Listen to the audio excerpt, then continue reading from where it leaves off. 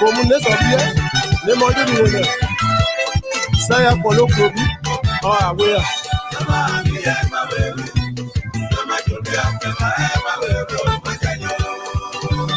Les grands hommes ne meurent jamais.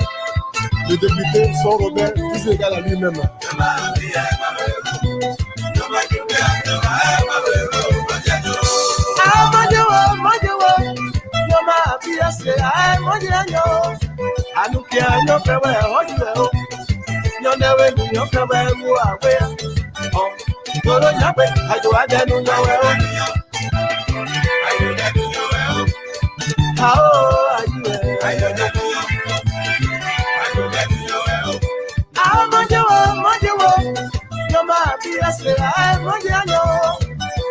Saya poem mojo Rosa o mongo edio Anu mi se imba o mongo e o Nyoma bazo bi egba wele Moje fo sai e mojo Anu di lo fi mongo edio I go away yeah I go away well Anu I go away well yeah I go away well I go away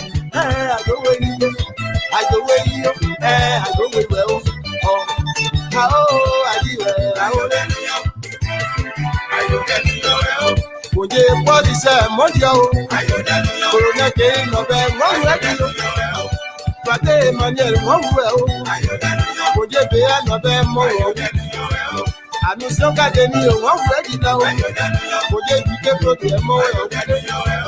Good afternoon, folks. Welcome to the Liberia Public Radio and Lpr-Tv. This is Alphonso and so we want to say good morning, good evening, depending where you are. Madam Cecilia Coet, of course, our own Emmanuel Boa, Alpha Gallet, and all of you beautiful folks following us in Radio Land. Good afternoon to good evening. Mama,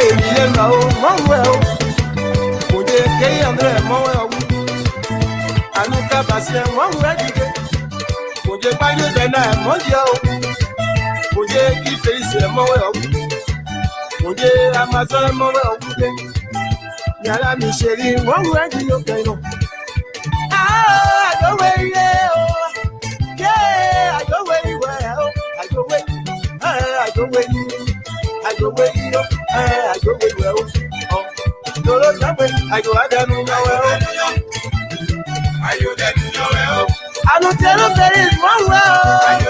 Corona, I can't be one way.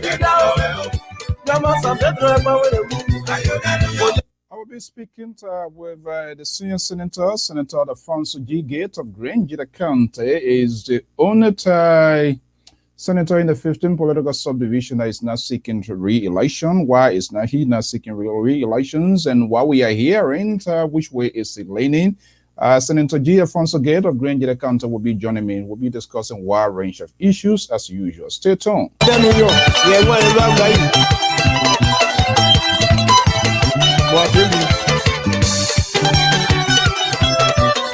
Président Jean-Camille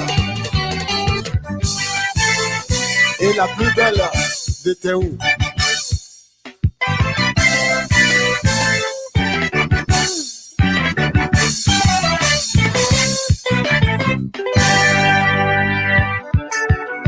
Le vaillant de Clovis, le roi David, Claude Snow à Divo, de Osmond de Théou, Anne Moïse Nombaé, Basile Zoué, Yaba, Yaba, Yaba,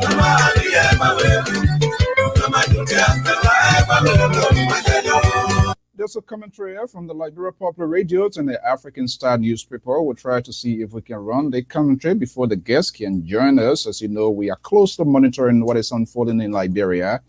And it is incumbent upon us to bring you fair, balanced, objective, and proportionate news broadcasting as well. As for the sake, it's not against or for the government, but to keep those in authority, and even including those of us that sit behind the microphone, to keep us in check. And so we're going to be bringing you that very shortly.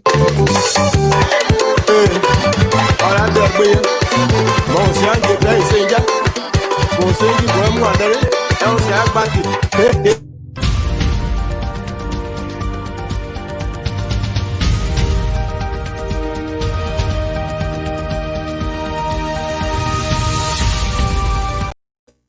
Welcome to the Liberia Public Radio and Lpr-Tv. Let's bring you this commentary here, Ty, before our guests can join us. Here is a news commentary entitled Halt Confirmation Hearing of the Liberian Foreign Minister Nominee and Complete Investigation of Accusations.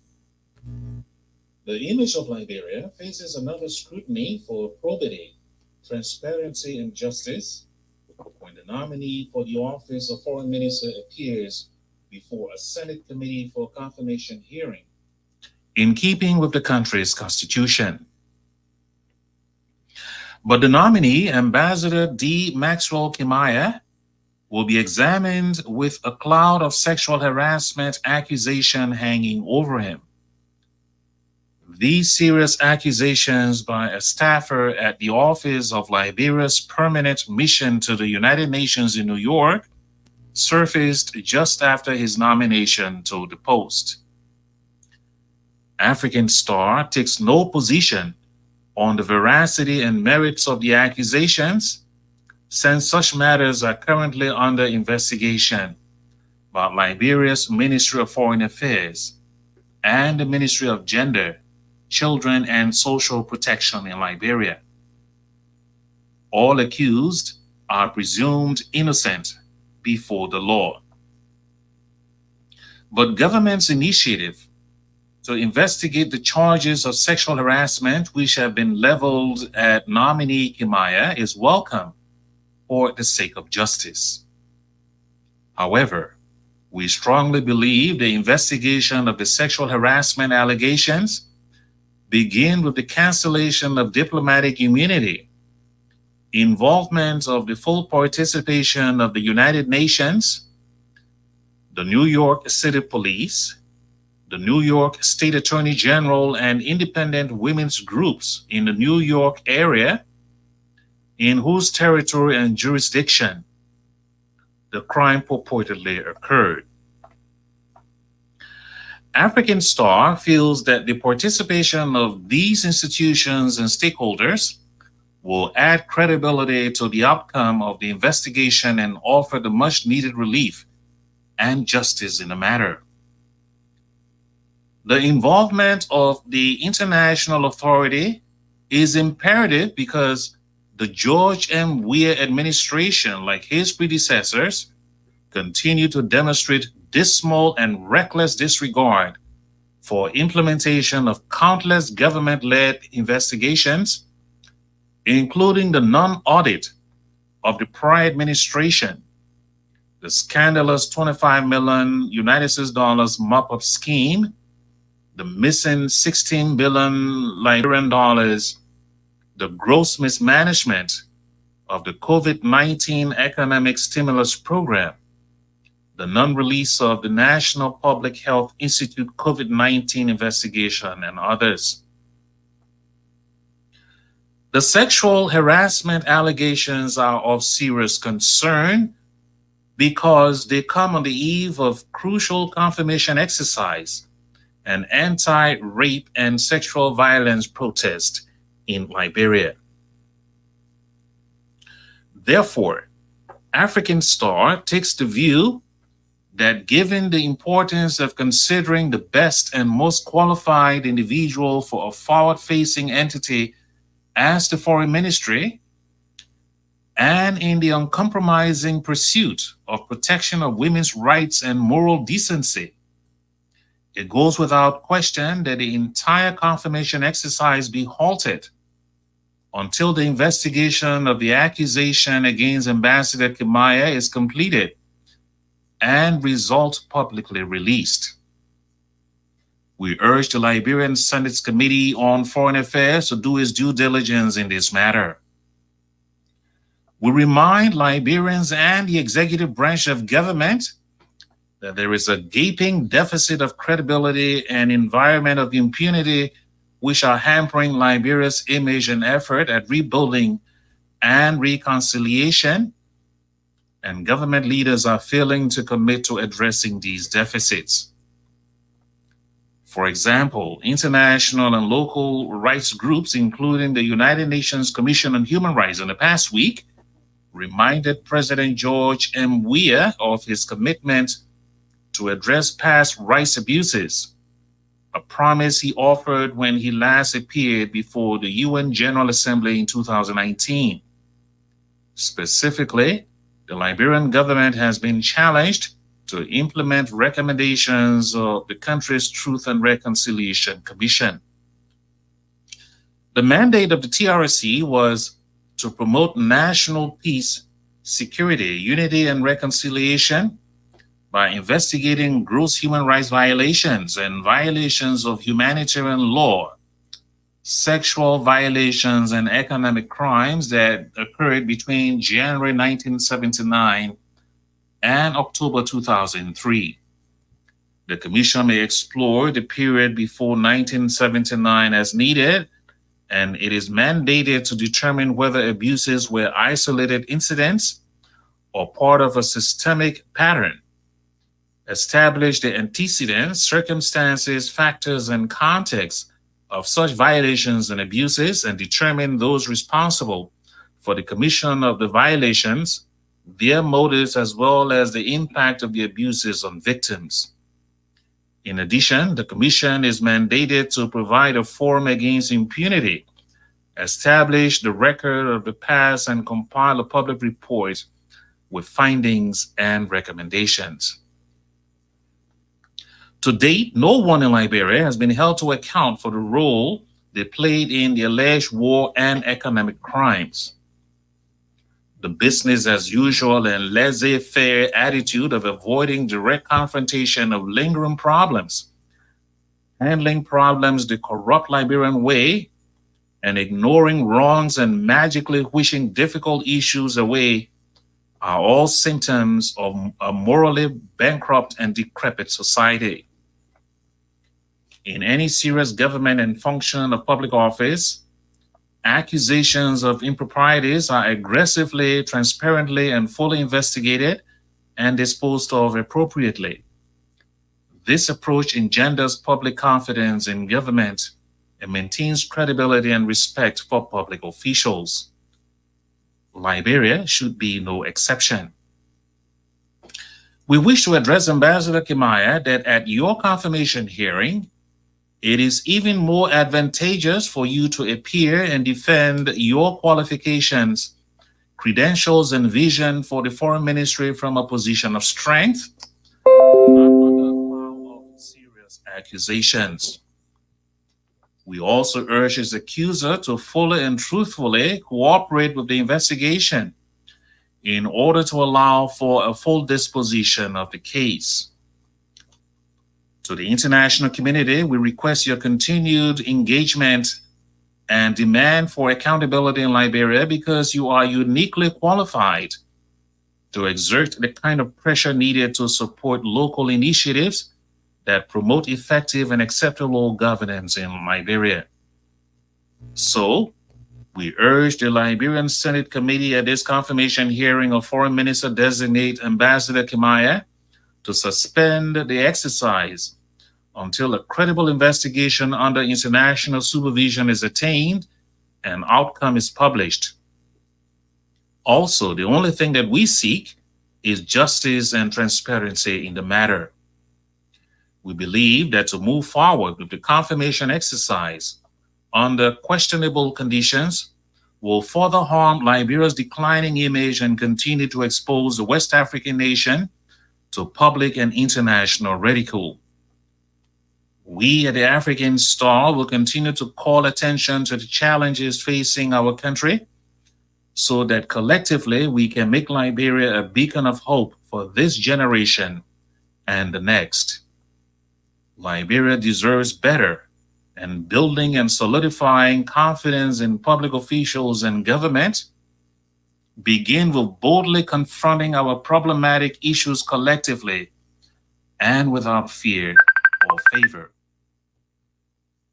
This news commentary is by the editorial staff of African Star.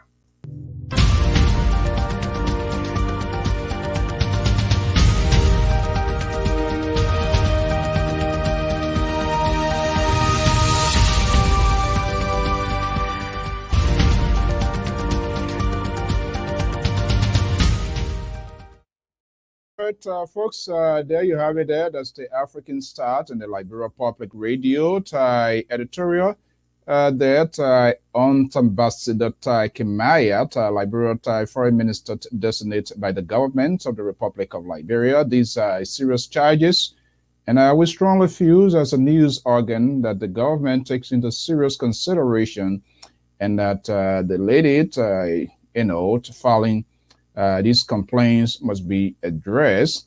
So, in the midst of this abuse of women, abuse of power, it is serious because if confirmed, he will be the chief diplomat. And bear in mind, all of these things will happen right here in the USA. So it is important that we get this. Let's take this. We're trying as much as possible to get our guests right here let's see here. We are in the office of the Senior Senator of Greenville County. Okay, it can be recorded a 2 years ago. I was in Liberia and I had the opportunity to see with Senator Alphonso. Let's watch this. To help us to facilitate this process. With me here in the office is the Honorable Alphonso Gaye, Senator of Greenville County, Republic of Liberia. Mr. Senator, good morning. Good morning, Alphonso. Good morning. All right. Okay, well, as usual, we always like to hear from our people so that we'll be able to know exactly what you are doing here as a person representing their interests. All right. How is the county overall? Tell us here a little bit. Well, Alphonso, in my candid opinion, I strongly believe that our people are happy. The people of Greenville County are very happy. The reason for that is that the president, the current president, President George Weah, received something approximately around 96% of the vote in Greenville. Therefore, it is a total belief that the person or the individual that they actually decide on becoming the president of Liberia, that person it is today. Our people are happy because, generally speaking, they tell us, well, we are not worried about jobs, whether we are excluded from appointments, whether we have road paved coming to Greenville, is not our worry. Our people generally tell us that. Are they realistic in that? I think they are realistic. They are realistic for the love they got for the current president. That they want to see him president of the republic, and the fact that he is the president of the republic, they are happy. So whatever policy the government come up with, whether it will be implemented, whether it will not be implemented, the point is the individual that we want is the president. Okay, politically now you let the cat out of the bag, Honorable Senator, and you, like you rightfully say, and we have been following the trend. Greenville has voted for CDC, the current ruling party, overwhelmingly 2 times now. That vote has three times. That vote has said resonated with some sort of political backing in terms of the number of Grenadians, perhaps ministers, directors, or senior government officials. Has that resonated with this government as far as you are concerned? Oh, well, I'll tell you yes. I'll tell you yes. Because if you look at the list of appointments in government, we have slots. We have slots. And you know, it is the entire country. Mm-hmm. So you cannot be so ungrateful to demand for specific numbers or for specific, kind of individuals. But I think we are accommodated. Fully, we are accommodated. We have a minister in government. All right, piece of job. There's a minister of gender. You know that. That is a very important ministry. All right. Yeah. We have so many Grandians deputy minister level, at assistant minister level, at head of public agency. So I think the accommodation was well looked into. Okay, let's come to the overall county development agenda for Green County. That take us inside the caucus itself. What is the current working relationship with members of the caucus? I just had a privilege to talk to Senator Marsha Dennis when we heard, but I'd like to hear from the House this morning that he was fatigued that he has withdrawn from the caucus. Well, some times ago, I tell you that I was heading the caucus. I was chair. I've been chair of the caucus since 2015. I had cordial working relationship with all members. I managed to have the caucus together. But Is it together now? well, it's kind of difficult to make a general conclusion. I think there is some kind of rivalry. There's some kind of rivalry. Personality test. Politics as a crucial factor. Well, politics, yes, politics. Personal interest. Personal interest. People believe that somebody did not give them the kind of support they deserve at the time they were in competition for the position. I don't understand it, not to interrupt you, Senator, because I think politics is a tough game, not for children, and so you will never go. Even sometimes your own wife or your son will be at a different level when it's over. I think the deal should be done and move forward. Definitely, I think too that Grandjada is the bigger picture. Whatever differences I have with people, for the sake of our county, we need to bury that. We need to push that aside and work. We as leaders, we must be aware that we have a significant role to play in the development of the country. Be it at your political office, be it at your private consultancy, be it at your farm, your personal investment. Collectively, we need to work together. As leaders of the country, we need to drive that development. We need to drive the opinion. But it suggests to me that imagine somebody will still have a. Okay, well, folks, welcome. Let's interrupt this yet. We're gonna have this yet. I want to interrupt this. My guest is already here. I'm Alphonso Ggc of the Liberia Public Radio and Lpr-Tv. That was a little 2 years ago in an exclusive. Very beautiful office of Senator Alphonso Gaye of Ggc County. He's now joining me in the consequential senatorial race that's about to take place in Liberia, and we're going to be discussing a wide range of issues here this afternoon. My end, so let's see here. We will get this going here. I'm Alphonso Ggc of the Liberia Public Radio and LP.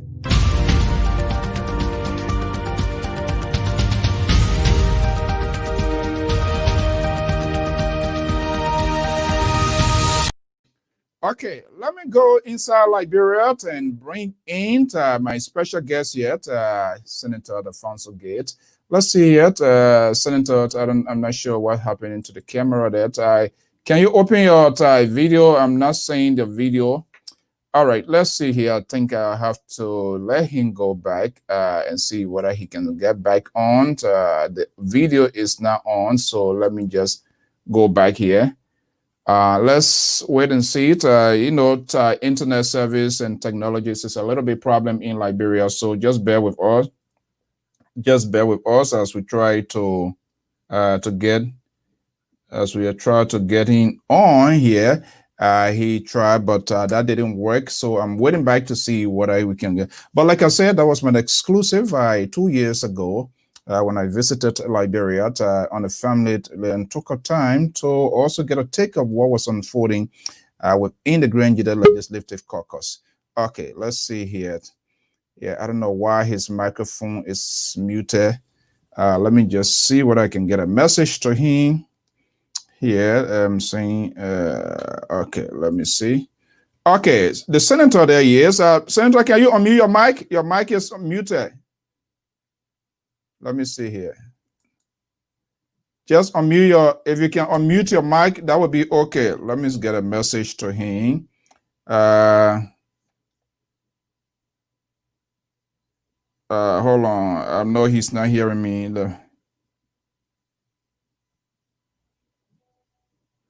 Just unmute your mic and then I will be fine. Your microphone is muted. If you can unmute your mic, I just send you a message. If you can just hit the unmute button from your mic, we will be good. Just unmute your mic and then I will be able to get you loud and clear. Let's see here. We'll try to do the best we can. Folks, just bear with us.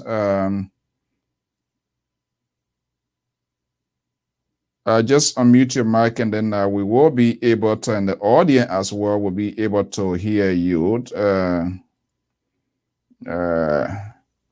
Yeah. Okay, just bear with me, folks. Let me just bring in this here, what I try to connect with him on the other side here, and we're going to get this program going. And folks that we have talked to, so take me inside your caucus section when you're meeting.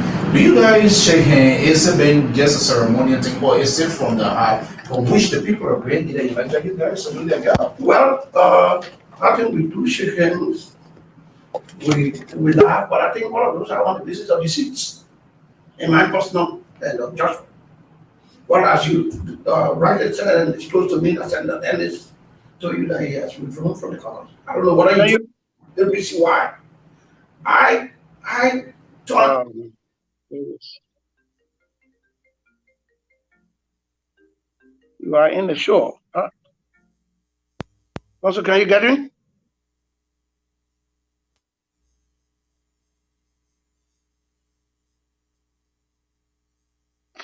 Everyone can see you and hear you. You are in the show. Okay, great.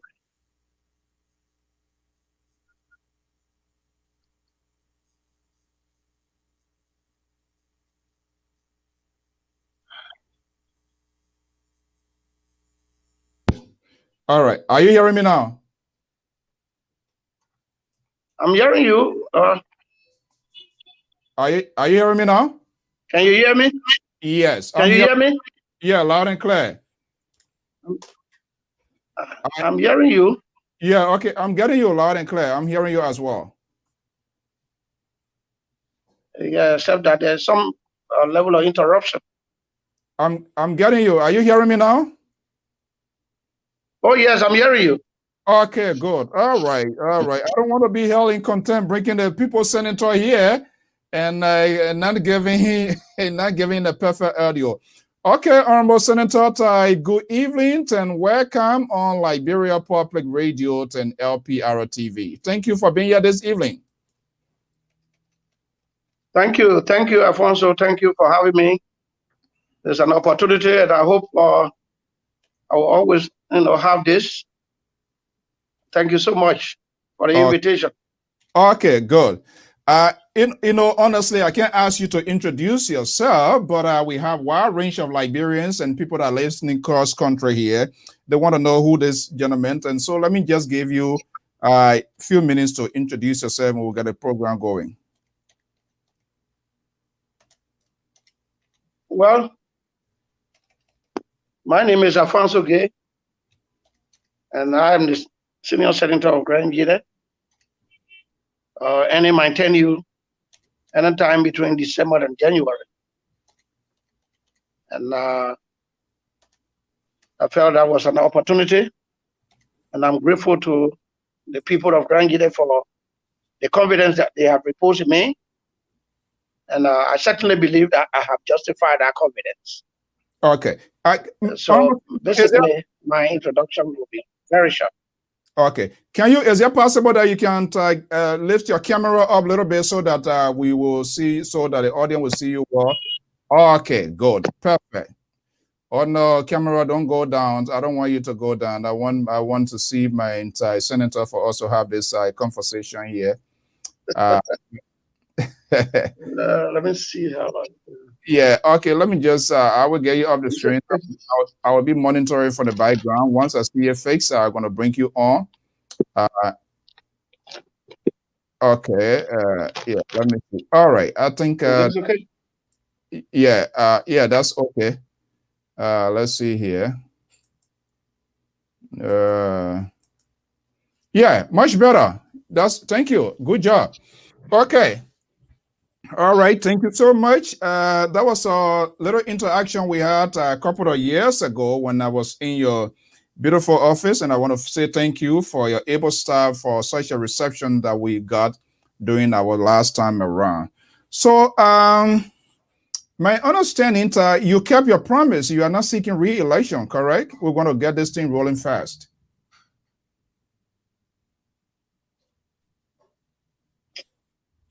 Are you there? Are you hearing? There's some level of interruption in the background. I don't know whether you getting it. I'm getting you loud and clear.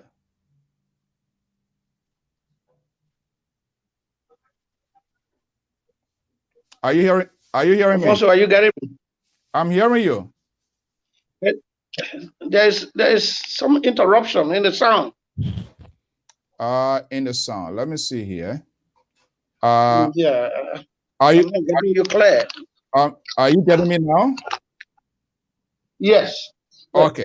All right. Thank you so much. Okay. Thank you. So, my understanding, we had a conversation, and you promised that you wasn't seeking re-election. That seems to be the case.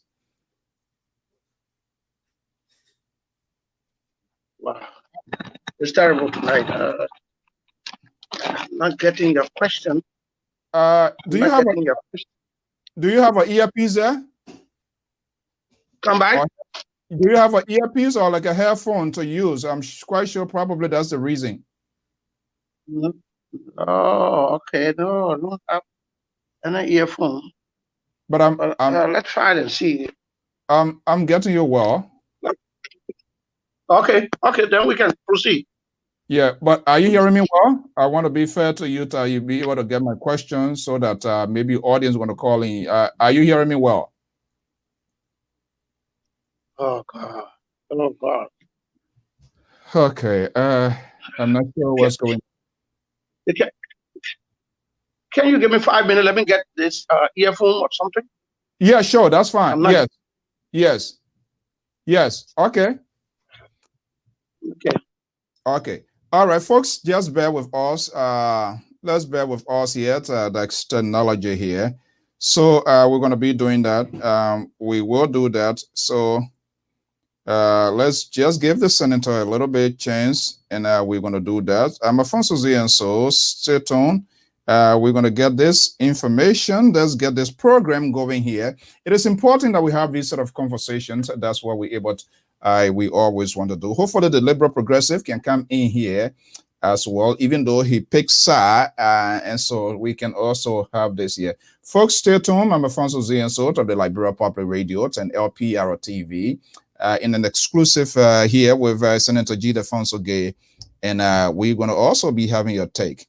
Now, this is one of the things I was always talking about. The oppositions, they are very disorganized as well. Even though they poke in the eyes of the government. Here at latest information, Tai Wongwei resigned from ANC. He's going independent. These people will never hold. They are as equal or more than even the very George we are complaining about. And that's the sickening thing about this whole thing. They do not have vision. They all want power. They all want state power.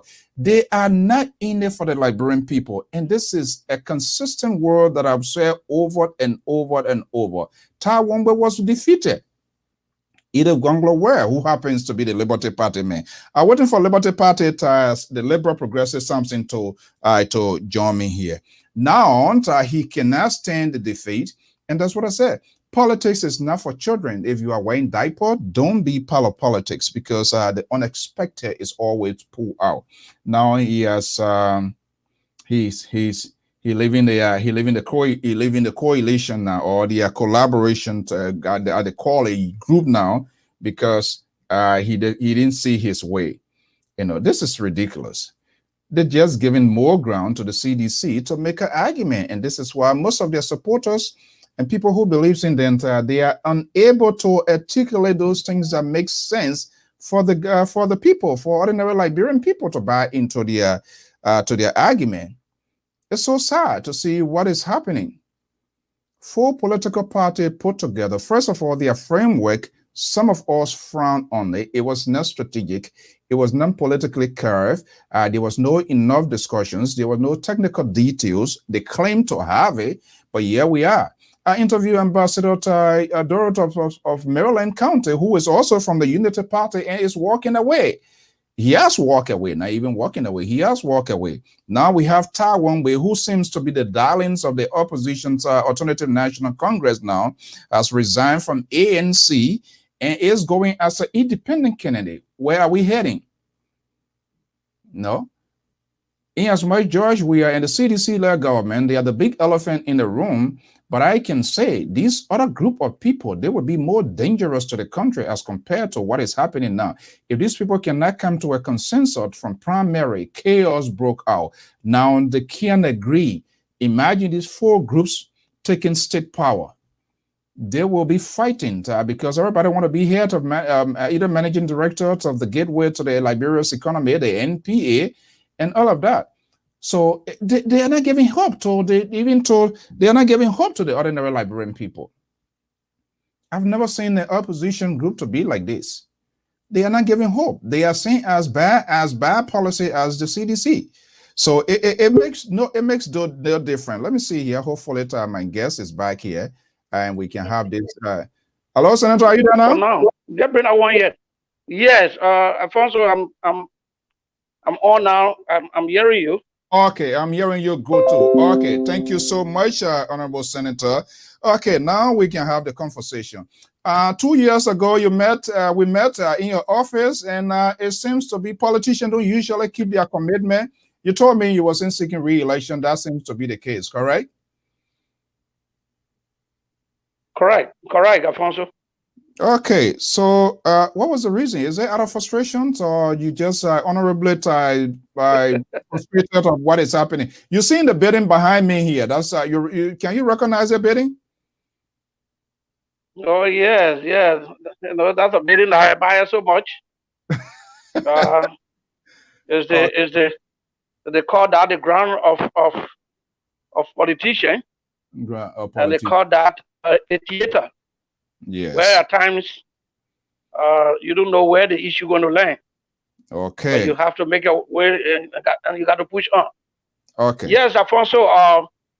2 years ago, I certainly told you that I was not going for re-election, and it is not due to frustration, Alfonso. It is because I have set my agenda that by the time I get at the age of 50 years, I was going to work and take on an assignment to represent my people. It was on that basis that in 2005, I left the USAID employment and contested to become Senator of Grand Guinea.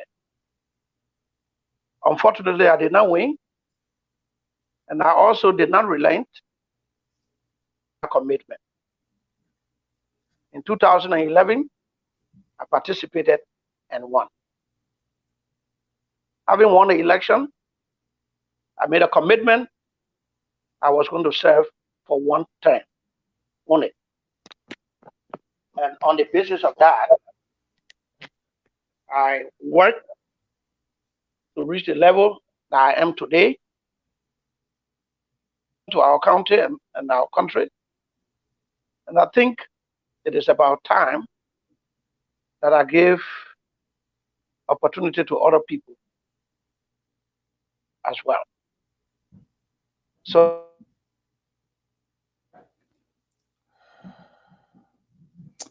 all right, there we have the senator gone off. I don't know, the internet service there is okay. He's back here with us. Let me see here. Yeah. Okay. So it's about commitment. It's about commitment. It's When about- you commit yourself to do something, if you make a defined promise, you keep to that promise. And that's the kind of man I have been over the years. It has you are Are you getting me? I'm giving you loud and clear. You are a politician. Was that a strategic political decision? Probably, maybe Senator Alphonso Gaye chose to contest, and it would have been a slippery ground. Is that a case or what? Well, no, Alfonso. I think every human being, if you make up your mind to do something, you need adequate planning. If I had in mind of going for 2 terms, I would have positioned myself in such a way, that at this time I will be going for the 2nd term. But from day one of my election, that I will go for only 1 term. And that 1 term is 9 years, Alfonso. Okay. 9 years in an office. Okay. 9 years in the one institution. Mhm. I think there should be a need and not to move out and not to look for other opportunities. Okay. And your moving out will create a space. Yeah. Some young generation. Yeah, I really want you to leave that camera. I want my people to see you.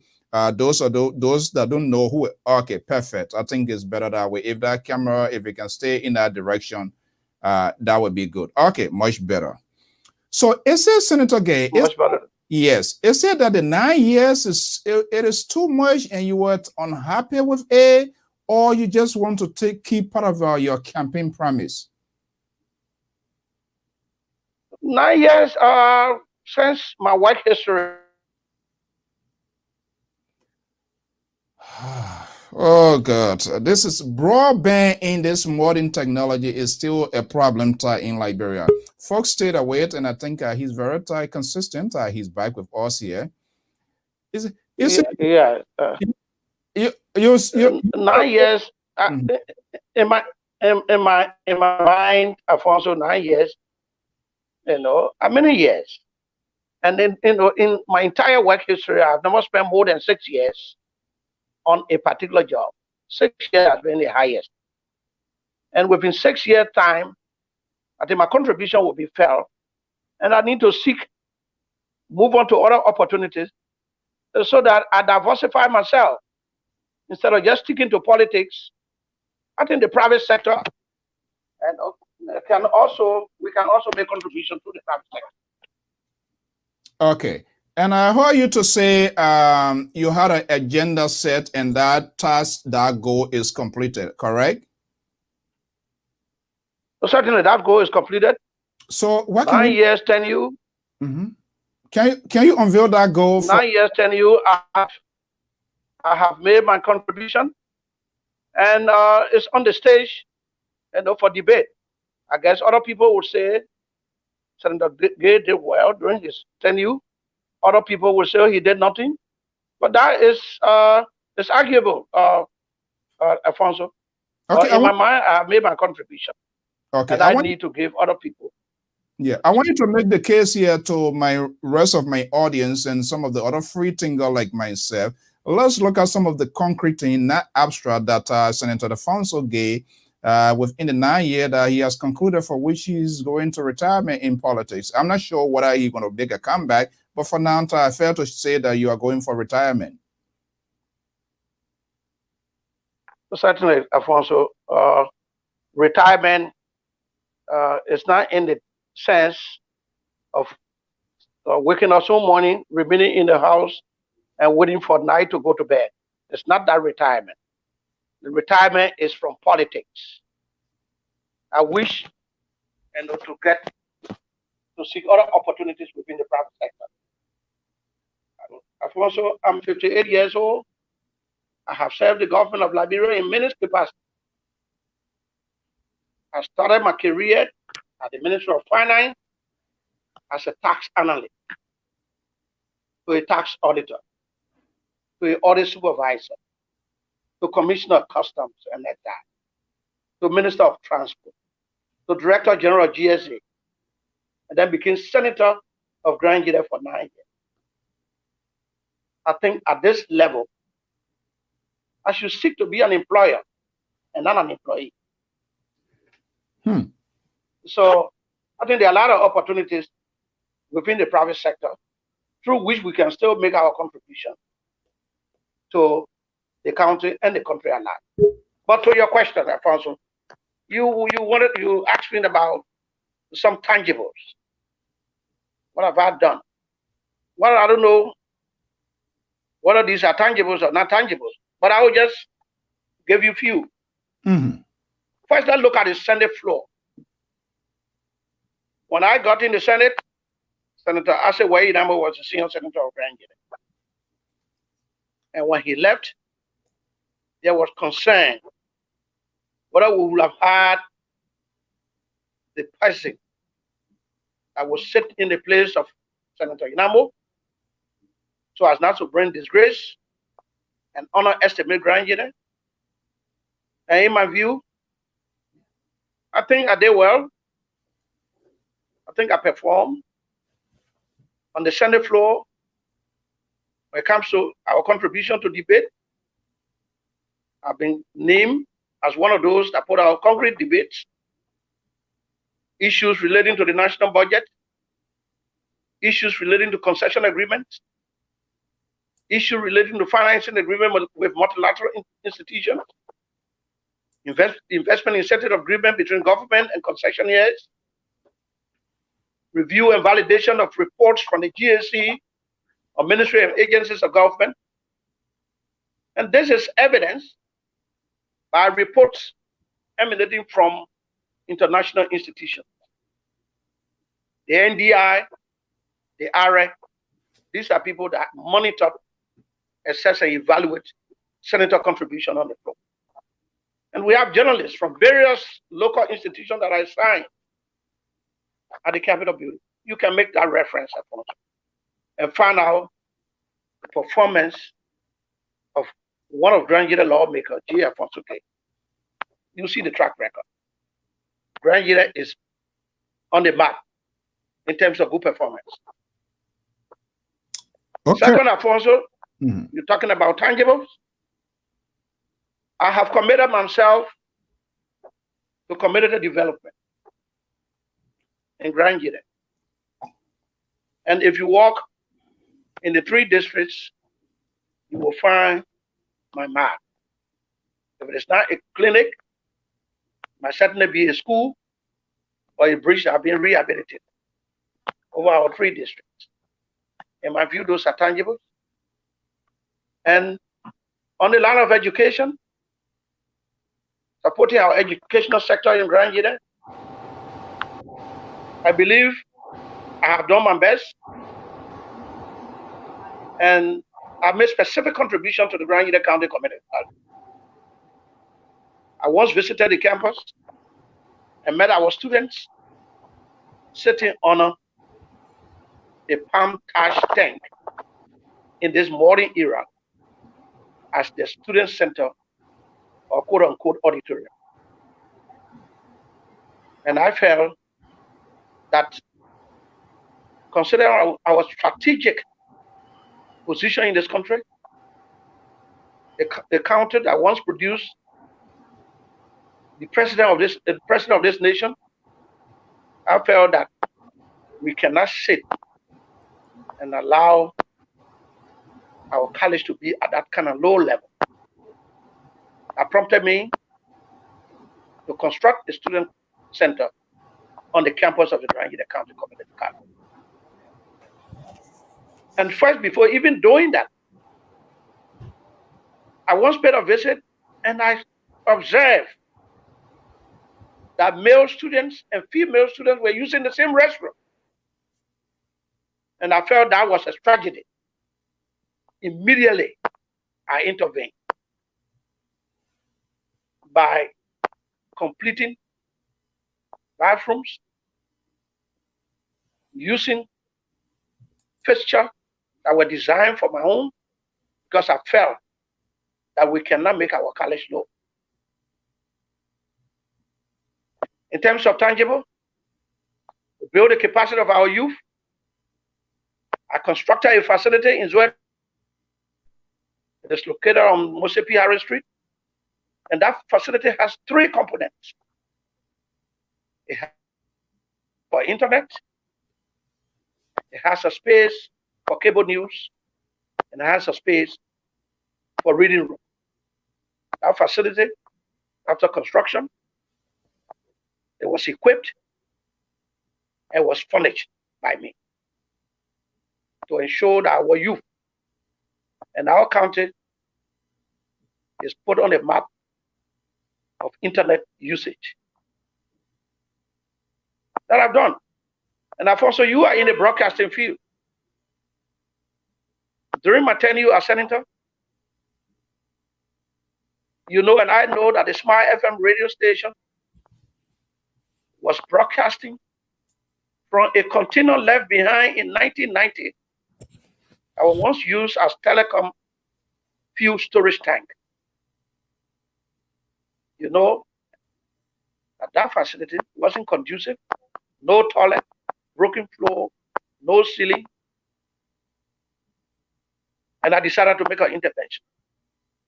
So this my FM radio station is broadcasting from a concrete building with a studio, modern studio, with offices, with a lobby, and with bathroom. That are some of the tangibles.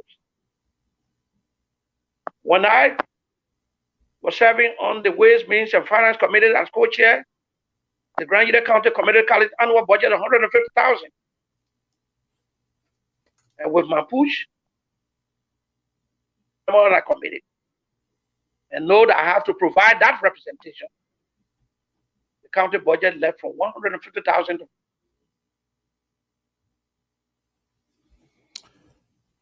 Okay, that's the internet session there. You're going to be Johnny Means here very shortly. Johnny Means from Sacramento is the liberal progressive of the Liberal Public Radio, Samson Branto. Samson, let's see, I believe the senator is back here with us. Okay, all right, go ahead, Senator. Alphonso? Yeah. Are we there? Yeah, we're hearing you loud and clear. Oh, God. We're hearing you loud and clear. You are. No, the host can see you. The host may add. I'm hearing you. Are you hearing me? Are you hearing me? Yes, I'm hearing you. Oh, okay. And I can name so many, but okay, let's just to drop another few lines. That during my tenure as chairman of the Grand Union County.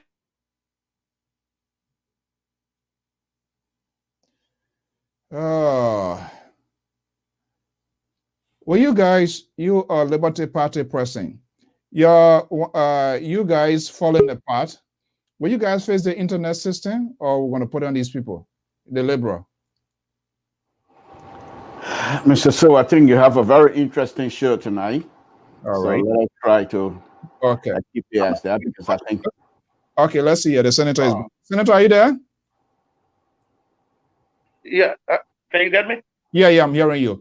Okay, let's have a conversation here. All right. Let's have a conversation here a little bit. Are you hearing me loud and clear? I'm not getting you, Alphonso. Oh my goodness! Are you still using your earpiece? Because the audio was perfect. Come. Something? Are you hearing me? Yeah. Yes, I can hear you. I'm hearing you, but there's a noise in the background. Someone like organ playing. Yeah. There's an echo in the back. Yeah, I know I'm having a little from here, but I think you're. But since you can hear me, I can keep. I can keep talking. So you can hear me. Yeah, but we want to ask you a question as well. So, are you not hearing me? Yeah. Are you not hearing me at all? I'm hearing you. I'm hearing you. Except that there's some interruption in. Okay, I think the network is some internet problem here. Okay, the liberal. Yes, I wish I had the opportunity to have a conversation with the senator. I think all of what was listed here this evening by the senator is a wonderful, wonderful thing to have. Okay, And I let's think he's back he's with us. back. It's Yeah, unusual for me, huh? yeah, it's Maybe other people. you're doing your best Oh, here. I don't understand the technology. Yeah, we're getting you now. Are you hearing Like us? the network. Yeah, I think the issue is like, are you hearing me now? I'm hearing. I'm not clearly. Not clearly. If you ask me a question, I won't hear it. But Yeah, you see, that means you need to complete that broadband web before you go to retire. what I need to do? No, I said that means you're the senator. You need to work on the internet system before you go for retirement. Just kidding. Oh God. Oh my goodness. Oh God. Okay, Yeah. let's do it this way.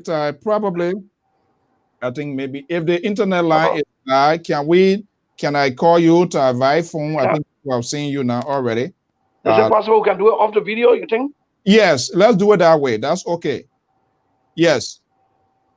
Yes. Let me just send you a message. Oh, man. Okay. Let me just get him off. I'm trying. Okay, let me just send him a message and yeah, Libra be going ahead. Let me see what I can contact him here. Libra, are you there? Yes, I am. So and it's a very, like I said, it's a very interesting subject matter. And the senator has given us a mouthful here this afternoon, if I may say so.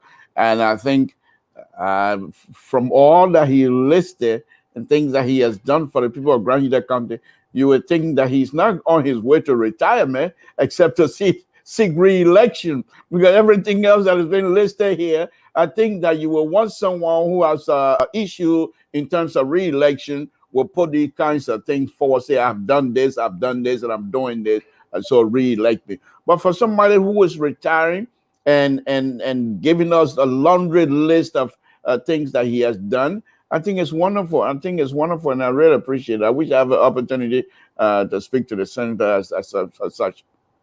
He's not a Libra. He doesn't talk to Libra. Are you hearing me? Yes, loud and clear, please. Yeah, I say he's not a Libra, so he doesn't talk to Libra. So that's one of the reasons. Because Mr. So, could you please get off this liberal stuff here tonight? Because I want to have a serious conversation with the senator, please. So if you can help us. Okay. Guy. All right. Oh, Yeah. well, Yeah, are you there? So should you I are in the show, yeah. should I send you? Everyone can see you. I can't hear them. Okay, so let me see. Let me send you my number, and then Okay, you can call me on the WhatsApp. Is that okay? Alphonso is not okay. Yeah, let me call you. Okay, yeah, Samson, go ahead. Let me just see here if you. Yeah, no, I mean, I hope that the technology and the technical issue will be resolved as soon as possible. But on a serious note, hold on. Don't come pollute my case here. It's not from my end. They are the cause. They get the tariff of the internet and everything. So why are you anxious? Why are you anxious to fight tonight? No, question. I want to ask this guy some questions here. They get all what we are talking today. They're supposed to make the system better. The system is not better. He's going for retirement, and I have all right to know to ask. Mr. So, hold on. The senator took almost 15 minutes of his time to enumerate some of the things that he's continued to do and he has done. Okay, let's again. Okay, Senator, are you there? Yes, I'm here. Okay, yeah, let's do it this way here. I think that's better. People have seen you. I mean, the internet system there. I was just telling you you needed to get the things fixed before you go to retirement, but unfortunately, it is it is why it is. So that's okay. But you hearing me loud and clear, right? Very, very loud and clear. Okay, so let's have a conversation here, folks. You have seen Senator Gaye. Is not a big deal. So we can have this conversation here. Okay, and as a matter of fact, those are all very good initiatives. They are visible. I'm saying some of them here. But here is the $1 million question, Honorable Senator. First of all, let me ask, are those your own initiative or are they fundings provided by national government? Everything that I did in Grange, Alphonso, are my personal initiative, personal resources obtained from salaries and benefits that I earn, resources obtained from my extra income. Those are personal resources that I invested in the county for my love of the county, for the love of my people, and for my commitment to contribute to community development. So, every development project that has to do with legislative funding or government project, I try as much as possible not to get involved personally because I don't want to fail, and for the people to hold it, our people to hold the impression that Senator Gaye started this project and it did not succeed. So, in situation where they have a lot of money for legislative projects, I turn and wave that money over to our representatives to implement projects in their district. So everything that I named to you were things that I initiated, and I am not getting a dime from any of them. As I speak to you, there is a school and on Sana Road in the Bolivarville community. I built it and turn it over to the community. The community turn it over to government. Government is running. Okay, so let me ask you here, something to here. I'm going to be flipping here and there here. So is it that national government was unable to provide fundings to get these things done? It is the job of the national government to expedite, to get on these programs, correct? Correct. But if you wait for the national government, you're not going to do anything for your people. And our people will be judging you on things that you have done personally and not to judge you on what government is supposed to do. So who should have even make their if you want to leave a legacy, if you want to be seen as someone who has demonstrated his love for his people, obviously you have to go extra mile by contributing some personal resources to have some things done. So and I know I'm just trying to go further now. Senator Gaye going to be leaving office, but somebody who is out there free thinker like myself will say, but wait a minute, you guys are the one that make provisions, allotments, review budget, and also to make sure that all of these things, not just on the grand but all of the political subdivisions, things like government programs are executed. Is it that you guys did not make provision into the budget? That's why, or what? Alfonso, as I speak to you, we are now debating the budget. The Committee on Ways and Means is debating the budget. How long has it been? Budgets are approved, appropriations are made, and during the course of budget implementation, there are hurdles. The economy might experience difficulty. Government will come to you, come back and say, well, there's a budget shortfall, there's a deficit.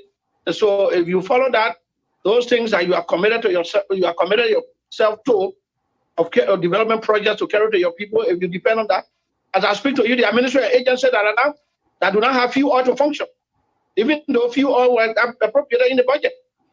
So then what happened? As I speak to you, so then what happened to the fundings? Were those fundings released, Senator, or what? Many times the funds are not released. Why? Because there is no fund. Because there is no fund, all right?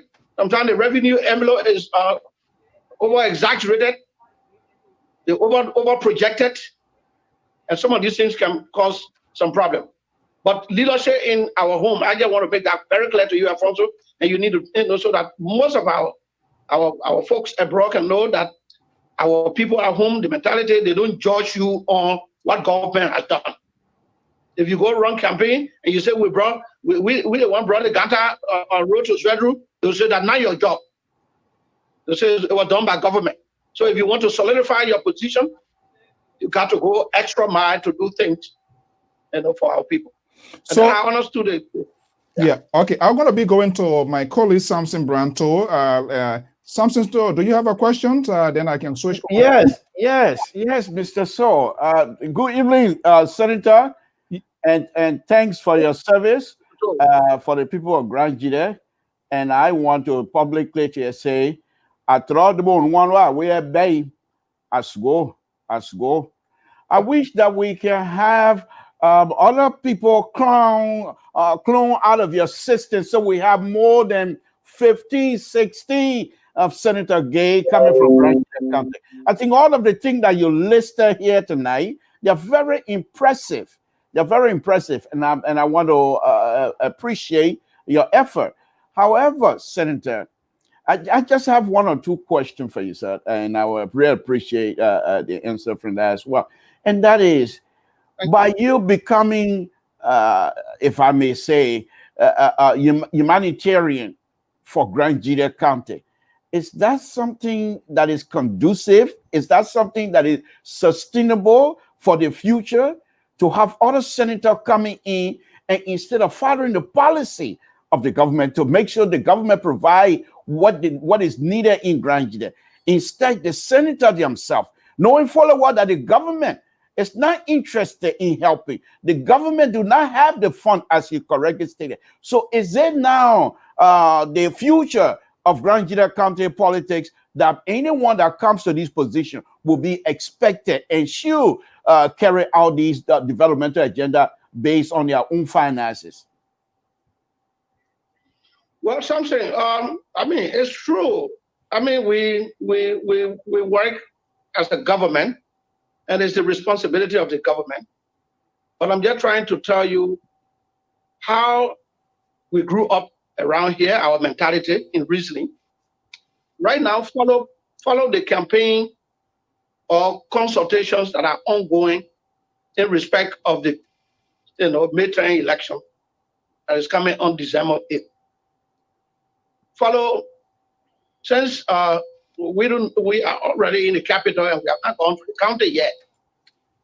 If you follow people going from community to community, they are not making statements that I will ensure that government will come and do this. I will make sure that we work with the budget and put it in the budget, and then the appropriation is made for the government to come and do this project. If you carry that message, then you don't want to be senator or you don't want to be a representative. Our people want to see your personal capacity. If you want to become senator, our people want to see your personal capacity. I don't mean to interrupt, Senator, but let me ask. Let me push you a little bit on this. Then, knowing full well, I hope that this particular type of behavior on the part of the senators and the government, the people who, as the senator, they're representing, if this is something that is conducive to the atmosphere of what is happening in Liberia or specifically in Grand Gide. Now the question is, if this is not something, because I know on your career, you will know that you went in there not only to bring this type of development, but to actually put a structure in place, because you are an educated person. And I know what political structure means to people like you. Now you're leaving with this type of structure that perhaps you are put in place, which is the people, the senators, and whoever is representing, supposed to now supplement whatever the government is doing or is not doing. The question to you, sir, are you then going to be considered as an enabler, somebody who helped to not quite put the structure of for future? Can we say that? Well, yes, you can say that we help to build the system. We help to make sure that our entitlement, as a county, is brought forth. One example I can give you that during my tenure as a strategic person on the Ways and Means and chairman of the Grand Gide Legislative Caucus, our county development fund and social development fund amounted to something around $3.1 million in 2013, 2014 budget and 2014-2015 budget. through my connection and my influence, at $3.1 million were paid to the Grand Gila County Development Fund 100%, while other counties were struggling behind. So we have tried, to work with a system. We have tried to build a system, and I'm just trying to tell you that if you are a lawmaker, which I'm saying, with the minds of the people will change. But now, as we speak, that tonight when we get through speaking, it means the mind will change. We need to work on it. We need to work on the mindset of our people. That look, it is the government. The lawmakers are to impress upon the government to deliver to its people. Okay. If that mindset is changed,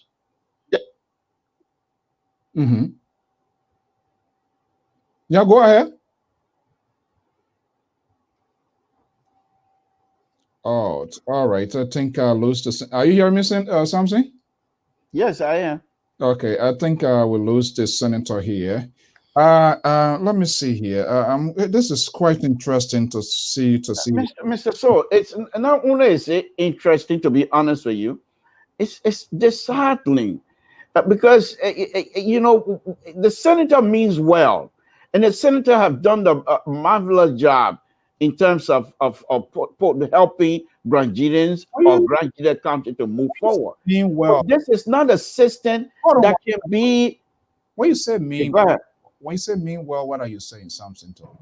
Well, when I say mean well, for example, the senator just told us that most of the things that he listed that he has done is basically he did it from his own finances, which is good, wonderful.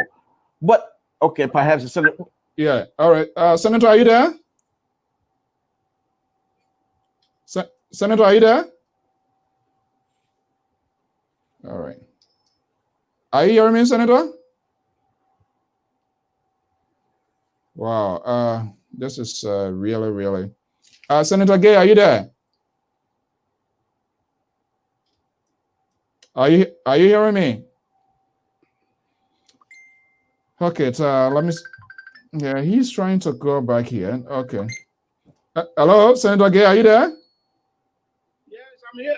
Okay. Internet is the problem. Yeah, so let me do this. Let me send you my WhatsApp number, and probably I think it will be much better than the messenger. Is that okay? I'll send the WhatsApp number. Okay. Yeah, okay. Check your messenger. I'll send the WhatsApp number. Okay. Okay, and just send me your WhatsApp number just in the evening. You can get me in and I can search you. Yeah, my same number on WhatsApp. Okay, let me see here. All right, let's see here. Let me send you my WhatsApp number and we can try that. Okay, yeah, something to just be going on here. But no. What I'm saying, Mr. So, and I think is like I said, it's very much. I'm not going to say discouraging. Go ahead, because these people are doing their job. They're doing well. However, for the policy of a county to base on individual senator goodwill, then I found that a little bit disheartening, to be honest with you, because these people are there to represent our interest. However, if they turn themselves into humanitarian, can they help the entire county in terms of developmental agenda? You can only do so much because you're a human being, and to say for the senator to say the national government sometimes overstate their budget. The national government will say they have X amount of money and they don't have. That's very, very, that is unacceptable. That is unacceptable. If these people over there cannot get money, let them come to the Liberian diaspora and tell them the truth that these people need money. And I'm sure Liberian diaspora will be willing to help them. But for you to promise a senator, for you to promise county, and then the money is not there, where's the money going? What's going on? And coming from a senator who's this afternoon is telling us the truth, telling us exactly what is happening. That's very disheartening. And I hope the government, I don't care who's representing the government, but they need to do something better. Okay. Now let's go back to Grand Gila while you're still waiting for the senator. Let's go back to Grand Gila. If the policy now, or if it is the thing to do, you're representing Grand Gila County, your job, and people expect you to use your own money, then we're going nowhere. Okay. We're going nowhere. All right. Because Grenadian is also a taxpayer. You pay taxes to the national government so that when time comes, when you need, the national government will help you. But if you believe and trust the senators and the representatives to do things for you, for what reason? And especially senators that are representatives that are seeking re-election. Are you there? And they're doing X, Y, and Z. Why? What do you expect? Okay. What do you expect? Senator, are you hearing me? That is very much on a serious problem. Serious problem, Mr. So. And I hope the senator will come back to disabuse on some of these ongoing stuff, because the young. Go ahead, Mr. So. Yeah, hello, Senator, are you there? I'm here. Okay, all right, good. Good that you're back with us yet. We really want to get this conversation here. And like you said, most of those things we see them, but I'm a little bit concerned here. When we hear the Ministry of Finance, when the government is saying they have surplus, they have money, and there's no appropriation, no allocation to make these fundings available, you are doing it. So let's assume what you are doing is in the interest and your commitment to your people. But here is Senator Alphonso Gaye is going. We don't know who is coming, whether that person will still have the same will, but this is not, is he a kind of good pattern of governance? It's not. It's not a good pattern, but that's the realities I'm telling you. It's not a good pattern. All right? We should build a system, and the system should work. Okay, but I want to make a guess here. I think these are all frustrations. If we look at some of you guys' record, like, you know what, this 9 years is enough. I got to get out of here. That could be one of the factors. I'm just making the educated guess. No, that is not for me. As I told you, that I've set my agenda, and there, look, our situation, Alphonso, there are several emerging young people are desirous of coming to leadership. Everyone working in the street in Zwedru, or every household can produce a senator. So the issue of filling the vacancy, I don't see it as a problem for Grand Gideon. It's not a problem. But I think if you are given an opportunity to serve, serve, you quit, another person go and serve, let the people be happy. Give the people an opportunity to compare, the service rendered by, their citizens. So one person continue to stay on and stay on and stay on, I think it doesn't provide that opportunity. Okay, please distinguish between this the development funds and that of the social fund, because I hosted Representative Ellis Chesia Grain here. You are saying $3 million was allocated to the local authority, 100% in full, correct? Alfonso, I'm telling you, that's in 2013, 2014 budget, 2014, 2015 budget. That amount has been spent exhausted. Don't think about that now. It is from that amount that today the Grand Union County Community College has a brand new campus. It is from that amount that we have earth-moving equipment, in Zwedru that could be used for road construction or building of other infrastructure. So that was in 2013, 2014, 2015, when the economy was somehow looking good. After what? Now the county development fund, which we refer to as the CDF, is $200,000 that government gave annually for every county. And I guess for the past 3 to 4 years, I think what I learned from the superintendent that only $40,000 was received some last year. So what happens in terms of spending it? I don't have. Yeah, it's still outstanding. So then, Senator, let me ask you then, what happens to the other 160,000? There should be an oversight committee. No, it's not 160. I'm just trying to tell you, it's 200,000 annually. Yeah. And since they have not been paid, they have not been paid for the past 2 to 3 years or 3 to 4 years. Only for the time. Government will tell you that you have financial for this reason. I'm sorry, Mr. So. This is laughable. I'm sorry. Okay. So now, so Senator, let me ask you: when these things happen, is the Ministry of Finance or those authority that runs the budget and make provision for these local leadership to run? Do you guys call them for questioning? You call them for questioning more than 100 times. And then what they say? And they bring the same answer that you call them. And they tell you that the economy is rough, you know, the budget has a shuffle, and you have this and that. Do you believe what they say? And what I'm telling you, that's not fallacy. Alphonso, Senator Dennis is a senator sitting in. We are two in Senate, and you know he's come from. I'm not saying anything that try to defame or ridicule someone. Wow. Okay. Well, Senator is there as senator opportunity for the county, from the ruling establishment. So if the money was given, no, he will know. So I'm not just joking. okay. I'm just telling you the situations that we face in terms of running government. And I like your honesty in this sort of conversation. The last time I was in your office, the Grand Unit Association Legislative Caucus, and I know this is not strange because when you go to Lofa, you go to Nima, everywhere, all of these caucuses, they are all fractured. Is that a deal? Is it settled now or what?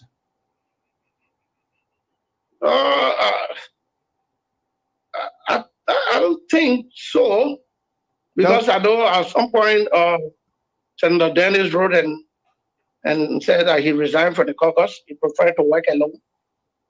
And so we are 4 members of the caucus now. Yeah, I remember, and I asked him that question. He authenticated that, and I asked you the same question and how you throw a message in the chat. If Grangidians and people are hearing that, that is a sort of a disappointment, because no matter which political parties, institutions you guys are from, there must be some sort of a cohesiveness when it comes to pushing the county agenda to be in one accord. Precisely. Because the House, it requires lobbying. If you want something, you have to lobby with your colleagues. So if you find one colleague is heading in one direction and the others are heading in the other direction, it's dangerous for your county. Most of our colleagues find pleasure in that. Wow. They find pleasure in it. So I hope it can be settled. Maybe I'm being there, perhaps, causing the rift. Since I'm going to get out by December, January, I hope it comes through so that they will be able to do more for our people. But Mr. Senator, this is something, and let me ask you this, because I know you are highly educated. There's no question asked. And to get that kinds of education you have, you have to be smart, and I know you are. The question that I'm asking, sir, is this: you were in the Senate, and the government supposed to give certain amount of money, and they're not giving. Well, this thing, something also it goes around all over the county. Everybody get $760,000 left on the table, and when they get 40,000, is that something that is rampant all over the country, or is just something specific to Grand Unit?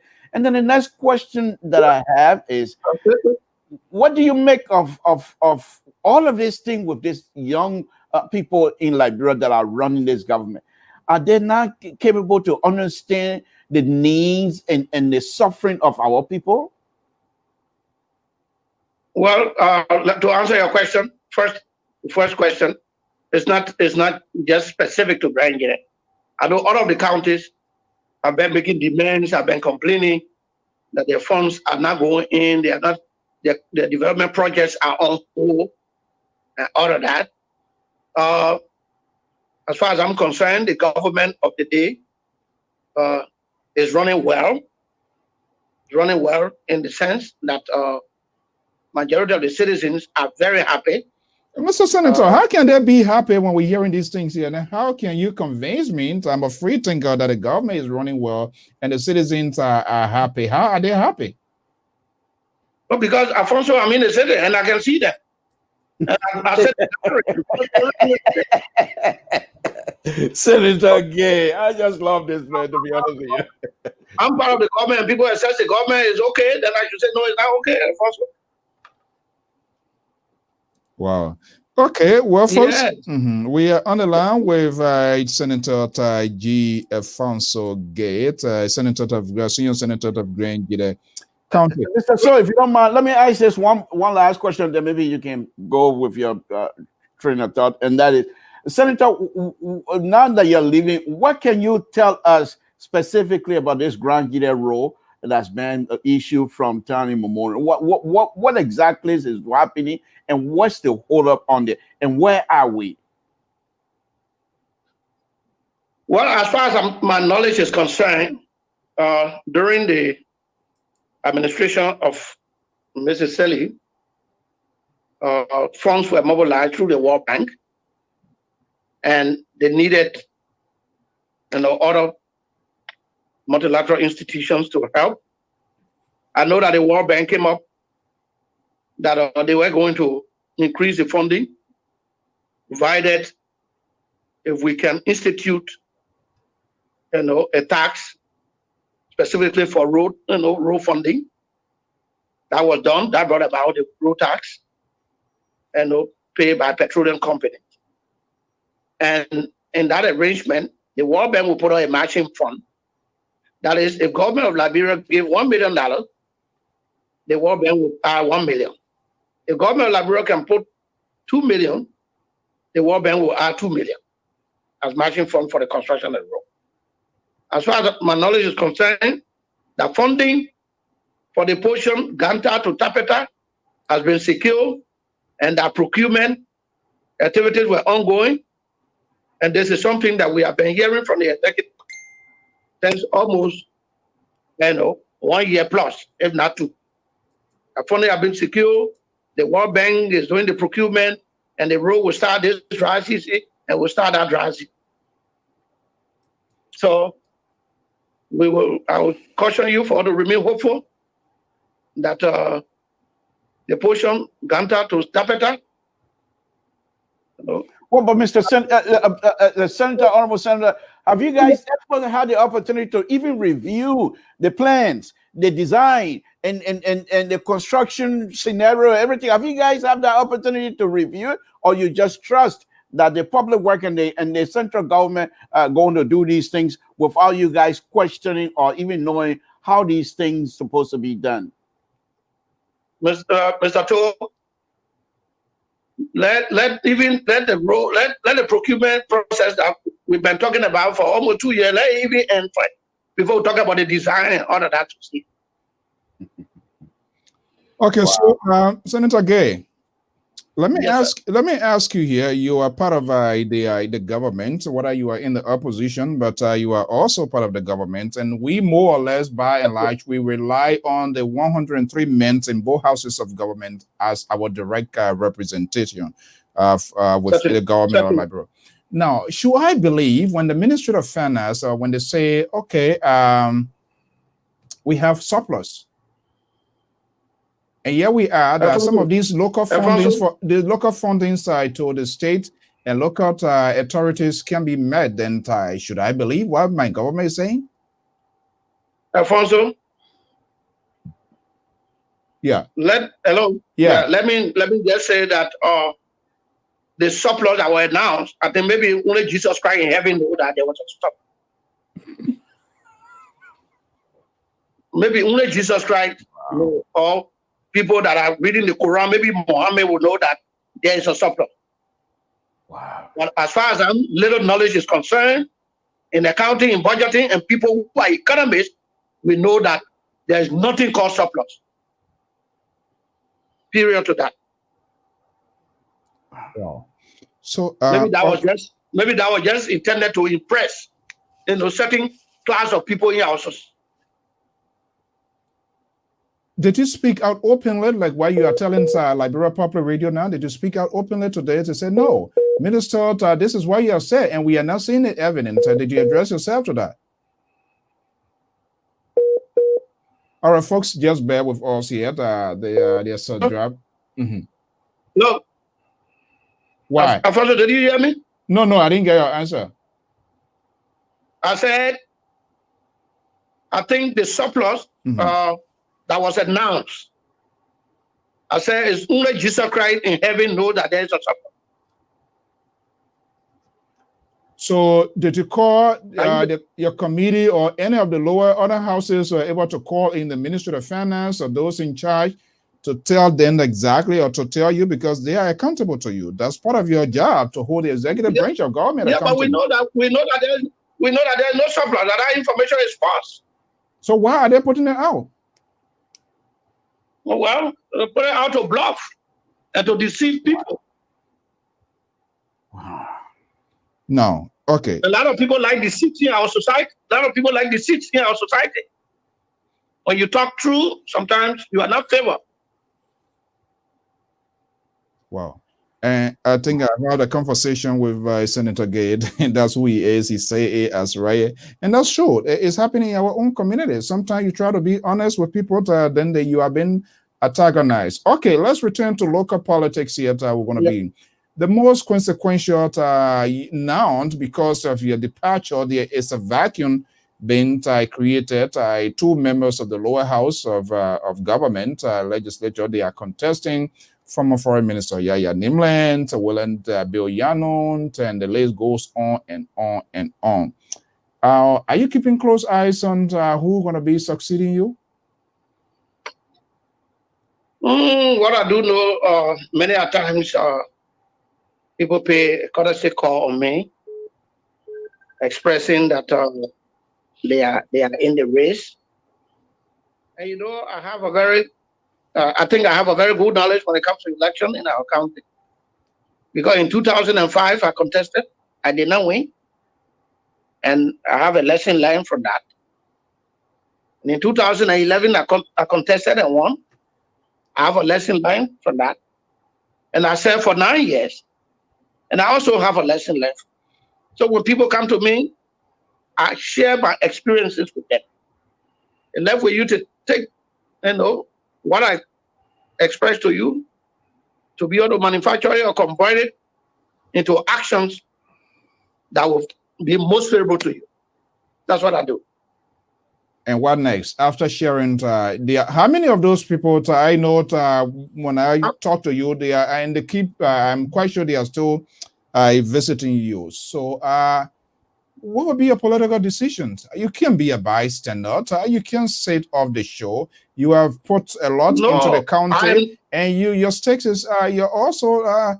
I think it's also in your interest as somebody that will continue your legacy. Yeah, but when I express my experiences, I wish you all the luck and the best. All right. So I'm not a bystander. You know, when you come, I tell you exactly the reality, on the ground. I tell you, the behavior of our voters and what you need to do to be able to, to have them to favor you. You will you will be voting. In that way, I'm not a bystander. I share legitimate information with you. Mm-hmm. So I don't deceive people. All right. I will not stop you to say don't run, and I won't be the one to tell you go ahead, bro. You have to go. But if I gave you all of the pieces of information, I think you can be able to synchronize them and put them in the proper perspective to use to favor you. Have you come to a decision now as to who you're going to be voting for? Not really yet. What are you voting for? Not really yet. When you say not really, campaign has not resumed. What is the interpretation? Campaign has not resumed. Mm-hmm. The interpretation is this: campaign has not resumed. I have not listened to anyone platform yet and see which direction that he wish to take the county. What are some of his plans? And so on the basis of that, I will be able to say, well, I think I'm going this way. And I want to keep it to myself. and I'll go and express it through the ballot box. So then why, if you hear their platforms, you hear the direction in which you're going to be taking the country that you so dearly love, the country that you are heavily invested into, I don't think you want to see everything going down the drain. So will you have the political courage to tell Grand Gideon at that point in time when you hear from them, your decision that you're going to be taking, will you do that? Alfonso, I will not make any public utterance or utterances regarding a specific individual to carry. I think I should be able to make that judgment for myself. I should be able to make that evaluation for myself. And I know that when you are the age of 18 and qualified to vote, you can make judgment for yourself. That's where I will rest it, Alfonso.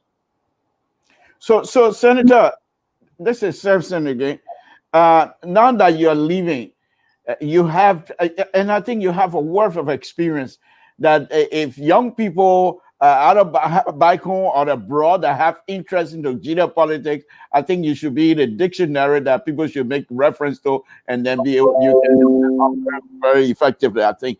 Now, the question that I have for you: what do you have to say to young Granadians, even back home, and here perhaps who are thinking about doing similar stuff like this? Now, the question is, the point is, you already explained to us that the voters are not quite into it in terms of policy or what are you going to do, is what you can do for me and what have you done lately. Is that the kind of advice that you would give to young people, or you would rather them coming in with a concrete idea how to move Grand Gita forward? Well, I was telling you something, what the situation is on the ground. I'm telling you what is the mindset on the ground, and I can repeat it, Samson. If you come today and you want to participate in the December 8th election, you must come with money, because if you call a program and they don't see that you have money to spend, they are going to shun you. They are going to ostracize you. For us to build that mindset and erase that mindset is a huge amount of work that we need to begin to work on. It's not going to be done overnight. And I will tell any young man or any older folks who want to take part in the geopolitics of our country that this is the group of people that you are going to meet. I'm not going to deceive you on that. I'm going to tell you the fact. This is why it's obtaining. If you want the campaign today, you have a candidate going to a community, and when you're leaving from there, you leave $500,000 there, or you leave $1 million there or two. Where are they getting that money from? If you want that to, no, that's not a question I'm answering. The question I'm answering is that if you decide to go in that same community and say, well, I think all of us should be patient, and so that we can let the right person to be able to build system. I'm sorry, I don't know whether you're going to get that vote, but I'm not Jesus Christ. But I'm just telling you what we went through and what is existing today. A young man who come to me, for the level of experience that I have, I know how I came up, I know how I managed my professional life. I'm leaving politics, going to the private sector.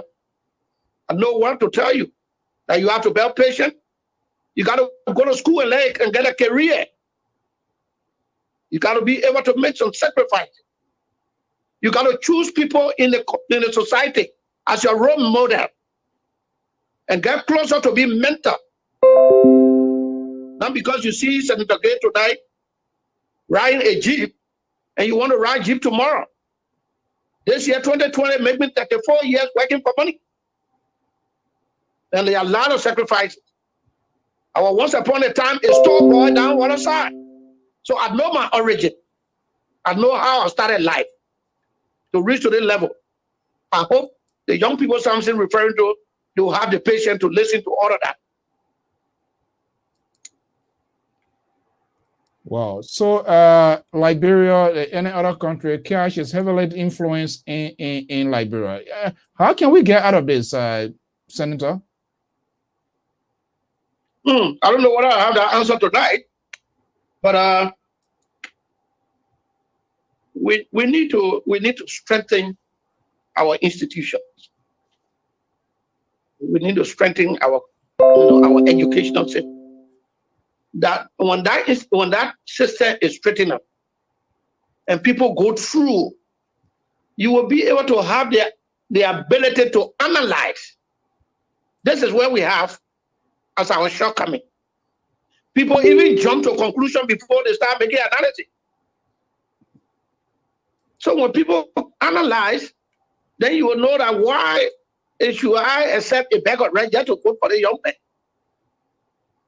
But right now, those that can analyze will be few, and those that will run for that bag of rice, there will be more. And you know our electoral system, right?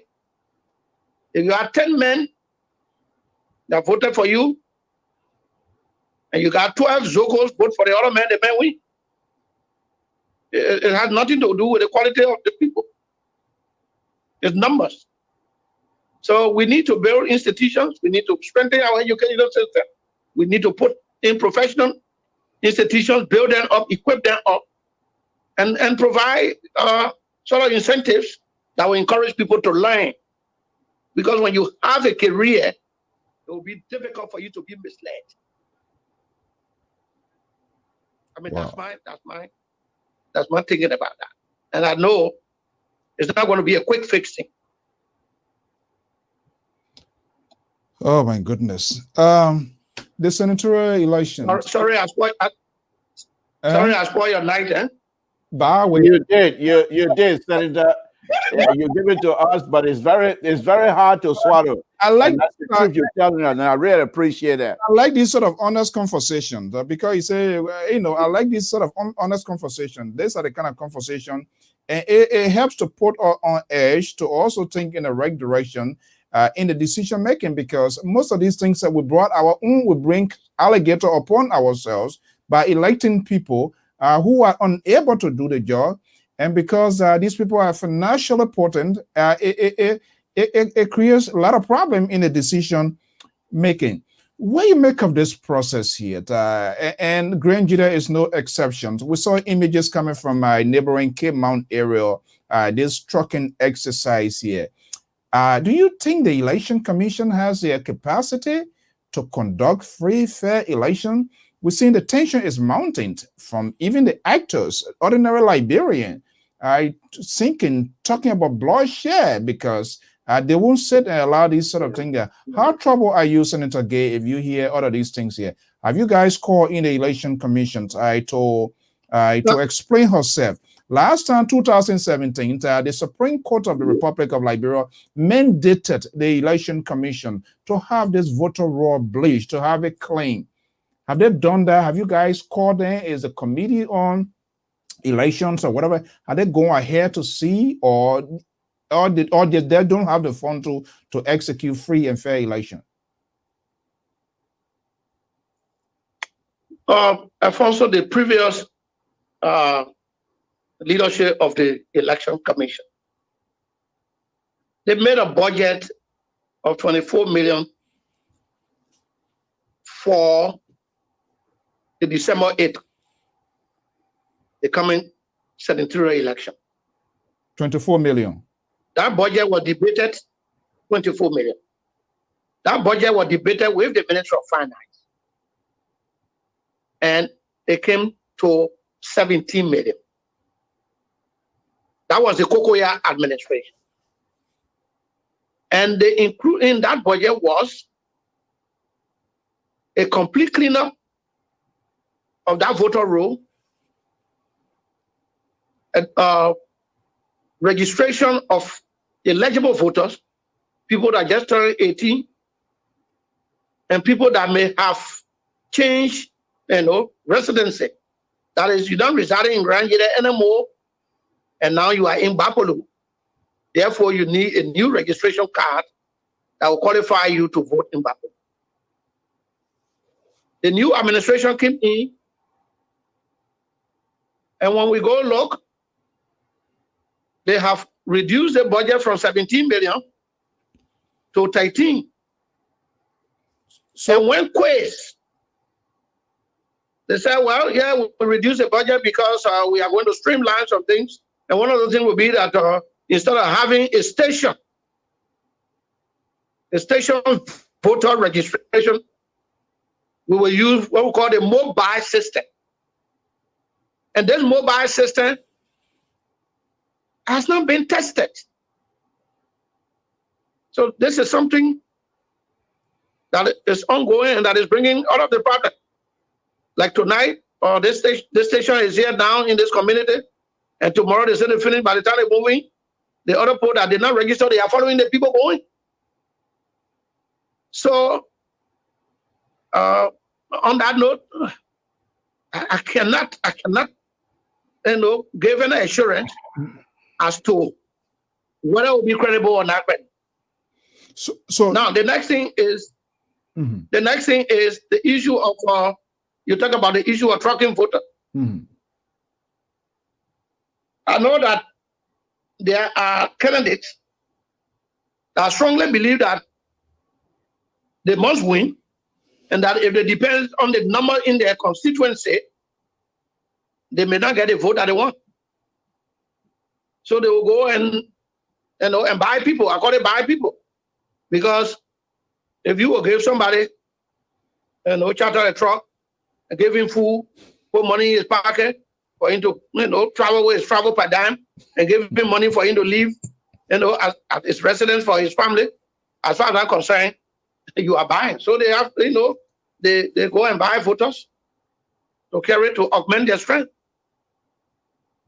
Wow. If people that you are trucking, if they are your citizens that are registered in that county or want to register, I don't see anything wrong with it.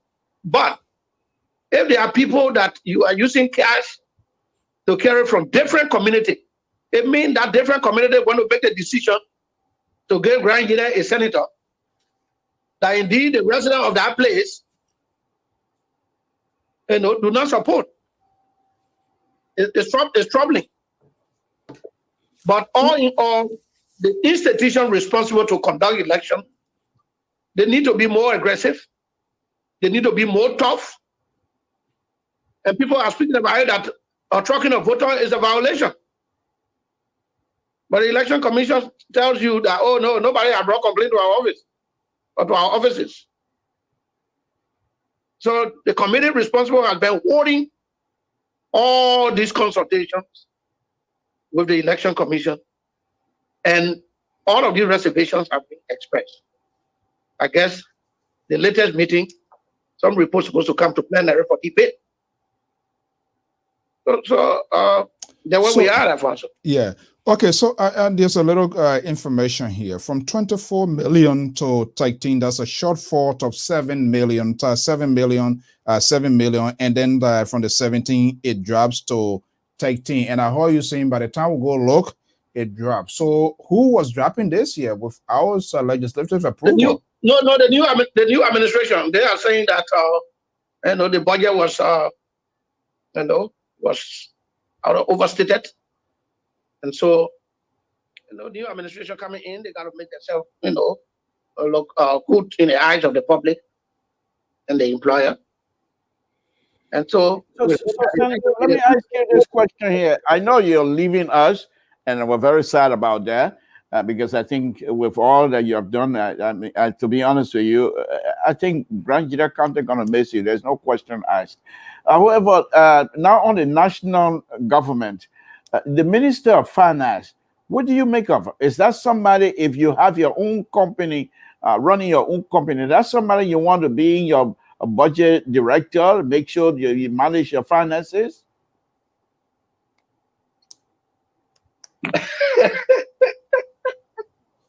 Well, Samson? Yes. In my own company, you think my own company information will be in the public like this? So absolutely, I don't have an answer to that question. That is fair enough. There is a conversation. Thank you, sir. A hand to a wise is quite sufficient. There is the appointees, the Minister of Foreign Affairs designated by the President of the Republic of Liberia. There was a commentary from Liberia Public Radio and the African Star newspaper expressing some concerns of the alleged inappropriateness by this individual designated. And I happy that the Honorable Senate, they have gone by. I'm not sure whether you're on that committee that are going to be voting. What is the consultation ongoing now? Because if he is to be confirmed, he will be a chief diplomat of the government of Liberia. And all of what we are talking about here, these were incidents that occur right here in the USA. Would they be calling on that individual, or what you think your vote going to be like if we're voting to confirm this individual? Mr. Kamuya.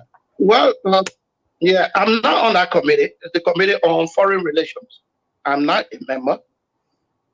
And I even understand that, in fact, today, the chairman has called in the gentleman, and he made a public announcement that confirmation hearing was going to be conducted today. But what I read, and it was so surprising that he pronounced during the gathering that he has received a communication and complaining, the ambassador of some sexual, related allegation. Mm. My question in the first place is that if you receive a communication of that nature, then why schedule the gentleman to come and go through confirmation hearing today? But good that they have put a hold, to the confirmation hearing until that allegation can be thoroughly investigated and bring it to a conclusion, and before confirmation hearing can take place. So that's the latest information that I have in my possession. Wow. And this is quite interesting to see what is in voting. I know your party is one of the group that formed the collaborations with the opposition, Unity Party, correct? Correct. Yeah. Is the opposition, they seem to be the alternative to what is happening in Liberia now, you think? Come back, Alphonso. Do you see your party or the collaborative parties, the Liberty Party, the ANC, the ALP?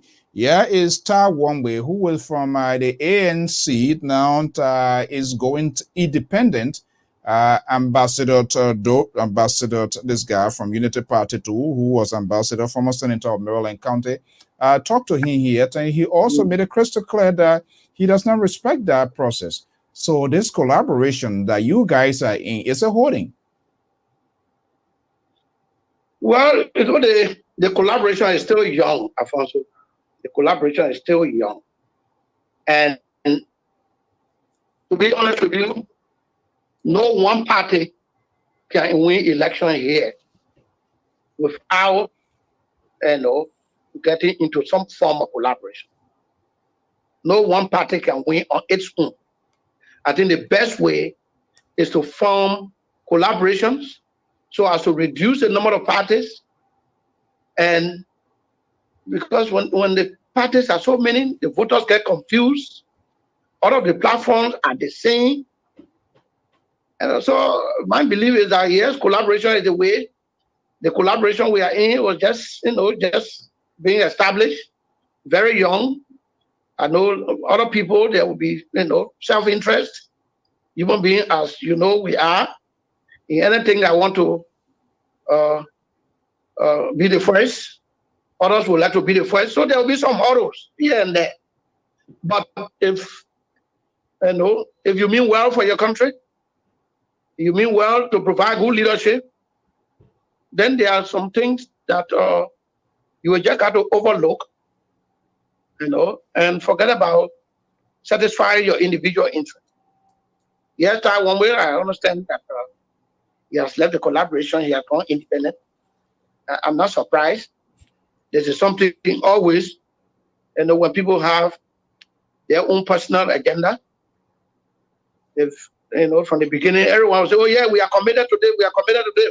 By the time it doesn't go in, your favor, you find a back door. So I'm not surprised at that. And many times it are happening, around here. But all in all, even if 1 or 2% left the collaboration, or even a political party decide to leave the collaboration, 2 parties, 3 parties can still be significant in terms of providing leadership, in terms of working with the citizen, and to be able to know. And the key thing is, Alphonso, let's not just look in the air and take a leader, be it a senator, representative, or president. Let's have the ability to be able to assess that individual. Who is he? How has he been living? We don't do that. Most of our things are celebration. We get in the car, we celebrate it. We call party, we celebrate it. You see? How is a person really? Has he ran a home? Has he, is it terrain? Is he familiar with the terrain? What is his legacy? Whether he has contributed in the private sector or in the public sector, what can we trace that will convince us to say, yes, he can provide leadership for our country, or he can provide leadership for our country? These are things that we have to make sure to work on. So, as I believe that no one party can win election in this country, you need collaboration, 1 or 2 or 3, but that ego, that personal ego, got to be set aside. And that's what I see in most of us. Our personal ego, take precedence over national interest. By the time it doesn't go in somebody's favor, it disengage. And when we continue with that, it'll be difficult for us to build a very good society. So then let me ask this. I can say about this, Alphonso. So let me ask this question before Samson Toll comes in. Your the former president, who happens to be your standard bearer, Madam Helen Johnson Sirleaf, came in the States yet and called for a generational change. There's nothing evident shown to me that the former president supported Joseph Newman Boyka. Your vice president came that he was parked in the garage, whether our Capitol building garage or in his own yard garage. That question yet to be answered. He's still involved in active politics. Here you are, served 9 years, and say, you know what, it's enough. I need to go into the public sector. And one of the things you told me, you're going to be on your farm, you're going to be doing stuff. You have this old man here that, with due respect, he has served the country. And you guys, you are a strong steward, a voice of the Unity Party. And you guys still pushing Joseph Boyka. Can Joseph Boyka, does he have the strength, honestly, and I try to be honest here, does he have the strength to deal with all that is unfolding in Liberia? Can he get in a motor car from Monrovia there to go to Grand Gilead Sando, to go toward the southeastern side without falling asleep? I mean, with due respect, I don't see it. There is no way that our youth can be successful and they can be engaged when this sort of same politics here is saying it will be made. Who knows, potentially he's going to be on top of the ticket. So why is there no any young generation for Unity Party? Alfonso, let me make the correction first. During whenever campaign is ongoing, if you make a statement, your opponent will look for a way to interpret that statement, and so as to demoralize you, or that he can use that statement to gain more votes. The question at a debate, a question was asked Mr. Boyka. The same question. You're too old. You can sleep. Will you be able to run this country? And answer was, I'm like an old car, I'm an old racing car parked in the garage. If you want to know that this car has speed and it's a racing car, you got to put it on the road. He didn't say he was parked in the garage. But the statement was, I am like a racing car parked in the garage. If you want to know that I can't sleep and I'm capable of running this country, put me on the road. You'll see that I will compete with other people that are racing with me and I will deliver. But here is it. You're talking about generational change, young people. Are we still doubting that we don't have young people that are running the country? I think the president is 52 or 53 years old. He's a young man. The Minister of Finance is a young man. The Minister of Foreign Affairs or outgoing Minister of Foreign Affairs is a young man. The city mayor. Who is the old man in this government? The Minister of Information, Eugene Angbe. The city mayor is a young man. Who are the Minister of State? Wow. Gaye is a young man. So which are the, do you have another generational change sitting down somewhere? Politician Alphonso Gaye. Mr. Senator Gaye, That's it. it's a Sepsito. Thank you for helping to disabuse Mr. So on this particular point here. I really appreciate your answer. You didn't just disabuse Mr. So, but you have disabused of the entire population, because this is what they continue to run with. And forgetting to know that many of the people that are in position currently are about the same age group. But thank you for taking your time and really having these people to understand exactly what is happening in Liberia. Now, my question to you now that I've already had Mr. So in the garage, so to speak. No, Mr. So, Mr. Honorable Senator, on a very serious note. So I'm saying, like he finished the point. Let me learn, Mr. So. Check, research the election results. President, we are 114 of the 15 counties. 65 to 70% of the voters are young people. They have made a decision. So the young generation has been given an opportunity, and they have the opportunity. If you are the journalist and crying, I would describe myself as a young man.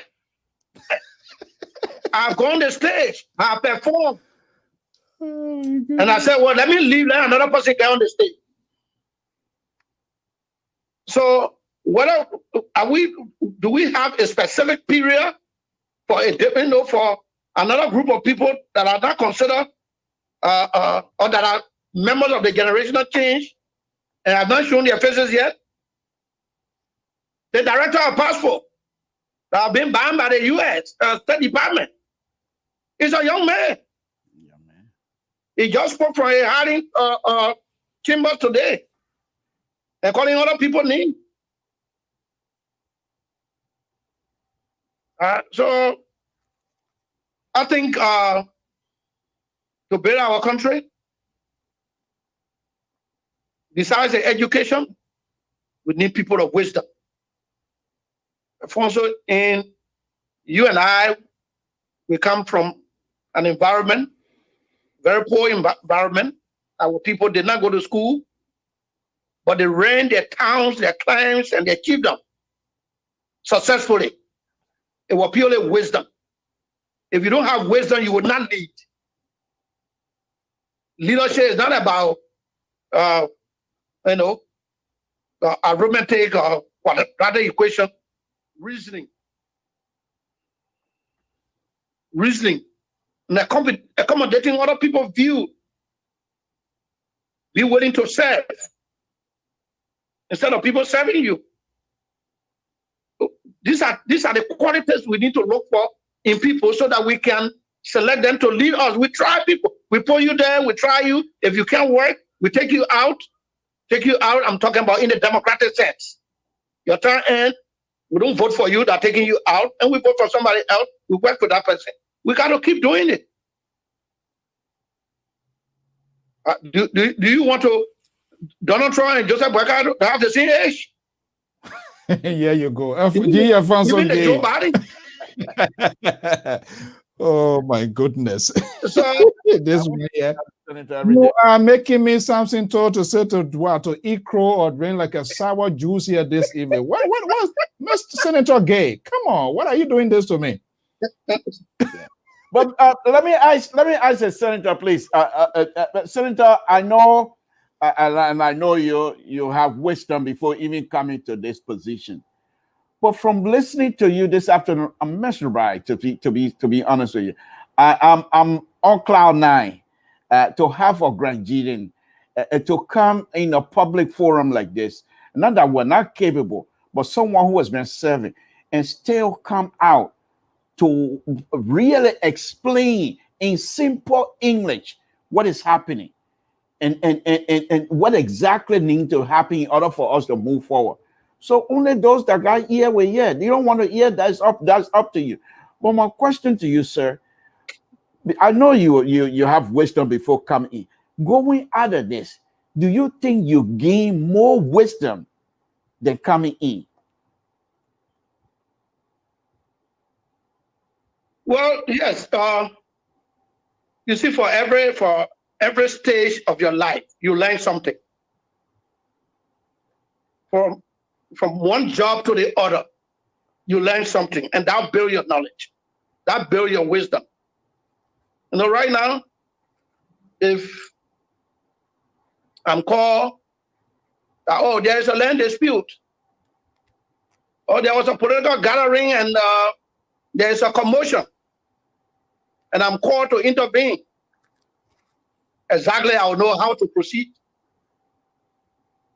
But when I was in the private sector before, if you call me on land dispute or call me, to participate in a discussion that has to do with political settlement, I will be a blind person. So, for my age and for my experience, working from one institution to another, yes, indeed, I have gained more wisdom. You see, I have gained more wisdom. And that's the place a lot of people have problem. The problem is they don't know when to get in and when to get out until time can, time is caught up with them. And then you have yourself to blame. There are people, okay. Oh yeah, I want to be a representative. I want to be senator. And you believe that you will remain in that position until you die. That is an illusion. Know that there were people serving in that position before. People went there, served, and got out. So you know that if you are serving today, have at the back of your mind that you will leave one day. And don't wait for the people to tell you to leave. Develop your own exit strategy. That as soon as you leave, you are sitting somewhere. I'm speaking to you from my private office. And this office will be coming online in January. It's GM Consultancy. And there's an institution that I established years back. But because I didn't want for the issue of conflict of interest to get involved, because I would see myself having some, running some services for government institutions. So I decided to relax it. I work as a tax analyst. I'm a tax person, and I did accounting. I was commissioner of customs for 4 years. So the issue of, in fact, I love it, and I work after the considered as a cooler system that is being used at the Freeport to clear goods. So I think I'm able to create something to manage, and to be 58 years old and be an employee. These are all wisdom that I learned over the years, Samson. And I think anybody can do that. Okay, it's almost 10 o'clock local time. We don't want to keep you here. Hopefully, we're going to have some time again moving forward, even when you return to your private life here. But yeah, it's the $1,000,000 questions. Now, Senator Alphonso Gaye is leaving Capitol Hill. One of the branches of government. What next? Well, I think I just started answering that question. The next thing is to find myself placed in the private sector. All right. Mm-hmm. Currently, we are in a hospitality business. I have followed the footsteps of one of my youngest brother in Grand Gita. His common name is Cash. He has been paying. He has invested in the hospitality business. I follow the footsteps. I also invested there.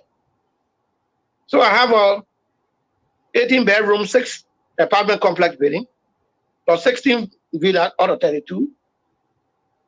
Plus a couple of other real estate to manage. I've also invested in the agriculture sector, a land area of 125 acres, about 50 hectares, cultivated, planted with cocoa. Approximately 35,000 trees have been maintained. The first 50 have been harvested. It has a workforce of 35 persons with 17 casual labor.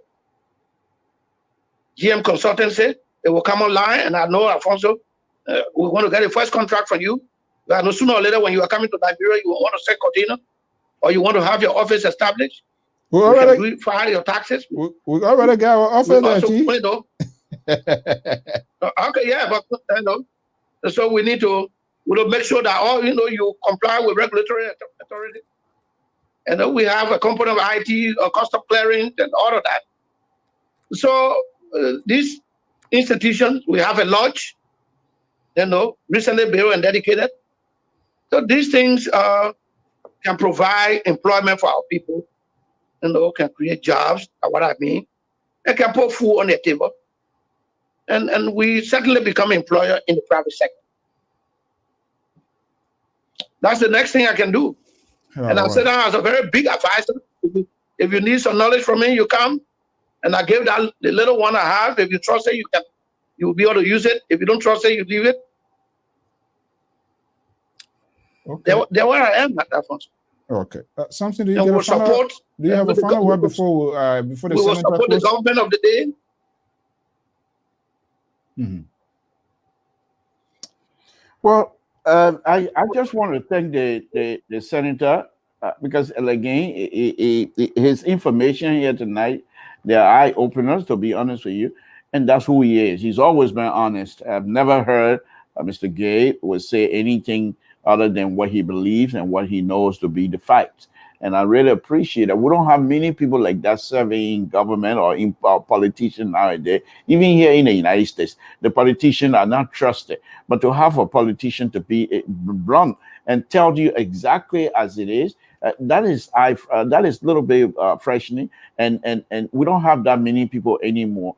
So I don't have anything but to say thank you, Senator. I hope in your good luck in your private endeavor, whatever we can do as well to move Grand Gita, please don't hesitate. You can contact us, and we'll do whatever we have to do to move the county, because I know that's the county we have. That's the county we know. We cannot be borrowed to, the Nima County borrow something. No, I'm always from Total. There's nothing that can do to change that.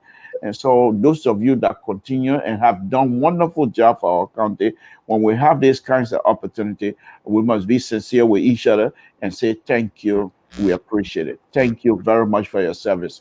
I hope many young people that watch you over the years will try to emulate and try to follow your footsteps and be able to move Grand Gita forward.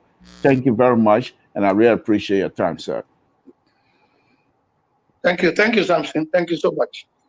Okay, well, Honorable Senator, again, we want to thank you so much. I really, okay, but anyway, you told me, because when I went to Liberia, I was in your office, I was sweating the Christmas gold. By the time I entered your office, I got cooled up, and you told me doesn't air condition our own capital here, we're even beyond your farm. So I'm coming back there again, and I hopefully we can have that sort of conversation. Honorable Senator, I want to thank you so much for giving us in depth. I hope other folks will follow suit because sometimes we like to give people the opportunity, and like tonight here, this evening, our audience get a sense of what is unfolding.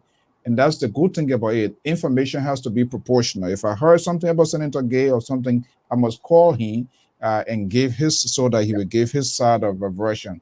And good thing our broadcast sooner or later in the first week of October, I will start being relayed on the local radio stations in Liberia, in Mount Gibbet, and gradually we expand just for some public awareness and where we can have these conversations with civility for the sake of our country. Senator Gaye, thank you so much.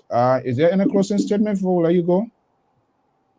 Well, Alfonso, I just want to appreciate you guys for your efforts, especially making information dissemination very simple. And I can use my telephone tonight to speak with you. I hope my conversation makes some sense. And I hope our people listen to it keenly and they can use some of this information to plan. If they wish to participate in the governance process in Liberia, if they wish to be in the private sector, you must be able to have some knowledge about the government operation. So certainly, I appreciate you guys. I want to thank you so much. I'm always available. Anytime you give me a shot, we can plan a time for us to hold some discussion. I appreciate you. Thank you. All right, that's the voice of Senator Alphonso Gaye of Grand Jetta County. The owner senator, something we must give it to him. He said, well, 9 years is sufficient. I must give way to new folks. But here we are, the rest of the other people, everybody contesting, even though there were 9. I called Thomas Groupie here. He said in 9 years, it was not sufficient. But this time he want he calling for replay. That's yeah.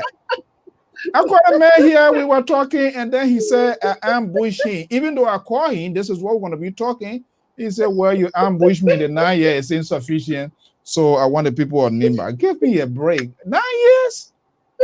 I think we need to, Senator, I don't want to start this thing all over. That 9 years, don't you think it's too much?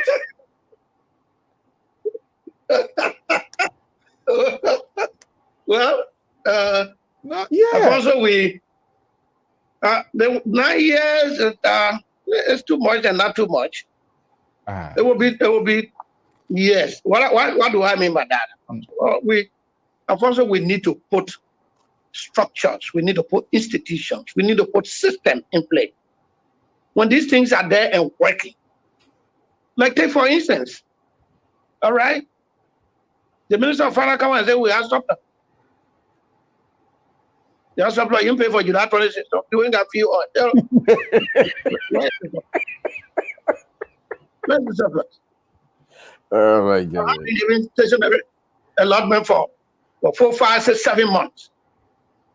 Go to some public corporation, they are using recycled sheets to print. You say you made surplus. So we are their business, we are their accounting and budgeting. We know that, oh yeah, it's intended to deceive some people and make it look great. And some people know how to talk. Even if they lie, people can believe them. Yeah. Now, I don't believe in that. So we need to build institutions. When we build institutions and build systems, it will be difficult for people to change their overnight. By the time you get in a workplace, you know exactly what to follow. And that's the system that you people have there. All right? Donald Trump will wake up one morning and say, issue executive order, but a district court can overrule that. It's not here. Even the Supreme Court guy, before they even come up with opinion, you know why it takes. So we need to work on that. I have served, I've said 9 years too much, they'll say, why you didn't resign at the time? So I think, but the referendum is to be here, and they want the people to reduce it from 9 to 7. They will still be good. Just when you are taking seat today, make sure set your agenda, what you want to do. And you work. And when you achieve it, you achieve it. From there, find another opportunity. Then other people come and try. Okay. And when we sit down, we'll be making contribution. All right. Yeah. Okay, Honorable Senator, thank you so much for your time, and we wish you the best of our stay. Hopefully, we want to drink the last club beer or whatever Pan want on a farm before before you exit Capitol building. Thank you so much. Alphonso, come December, we'll go on the farm. December, we'll be on the farm. I will be there by the grace of God. We are coming for that election, by the grace of God, we'll be there. I'm bringing this liberal. Yeah, this liberal here, he coming. The only thing here, we can't get along because he's a different person on planet Earth. But before we get here, he will get straightened up. Okay, almost Senator, thank you so much for your time this evening. Okay, thank you. Bye-bye. Yeah. Something. Yes. This is Alphonso Gaye, that's Senator Gaye. That's who he is. He says camera, he says it behind the camera. I mean, this is stunning. I think you have done many interviews, and many of us have done many interviews as well. But I think this is one that perhaps you would say this is an outstanding interview. Most of the information that was coming out of him were not being pried out. Something. Let me see here. Let's watch our interaction with him a couple of years ago. Okay. The reason for that is that the president, the current president, President George Weah, received something approximately around 96%. I'm trying to see what I can get this year. I'm getting the audio. And therefore, it is a total belief that the person or the individual that they actually desire of becoming the president of Liberia, that person it is today. Our people are happy because, generally speaking, they tell us, well, we are not worried about jobs, whether we are excluded from appointments, whether we have road paved coming to Grangida, is not our worry. Our people generally tell us that. Are they realistic in that? I think they are realistic. They are realistic for the love they got for the current president. But they want to see him president of the republic, and the fact that he is the president of the republic, they are happy. So whatever policy the government come up with, whether they will be implemented, whether will not be implemented,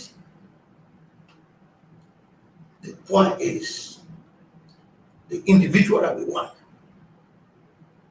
is the president. Okay, politically now you let the cat out of the bag, Honorable Senator, and you, like you rightfully say, and we have been.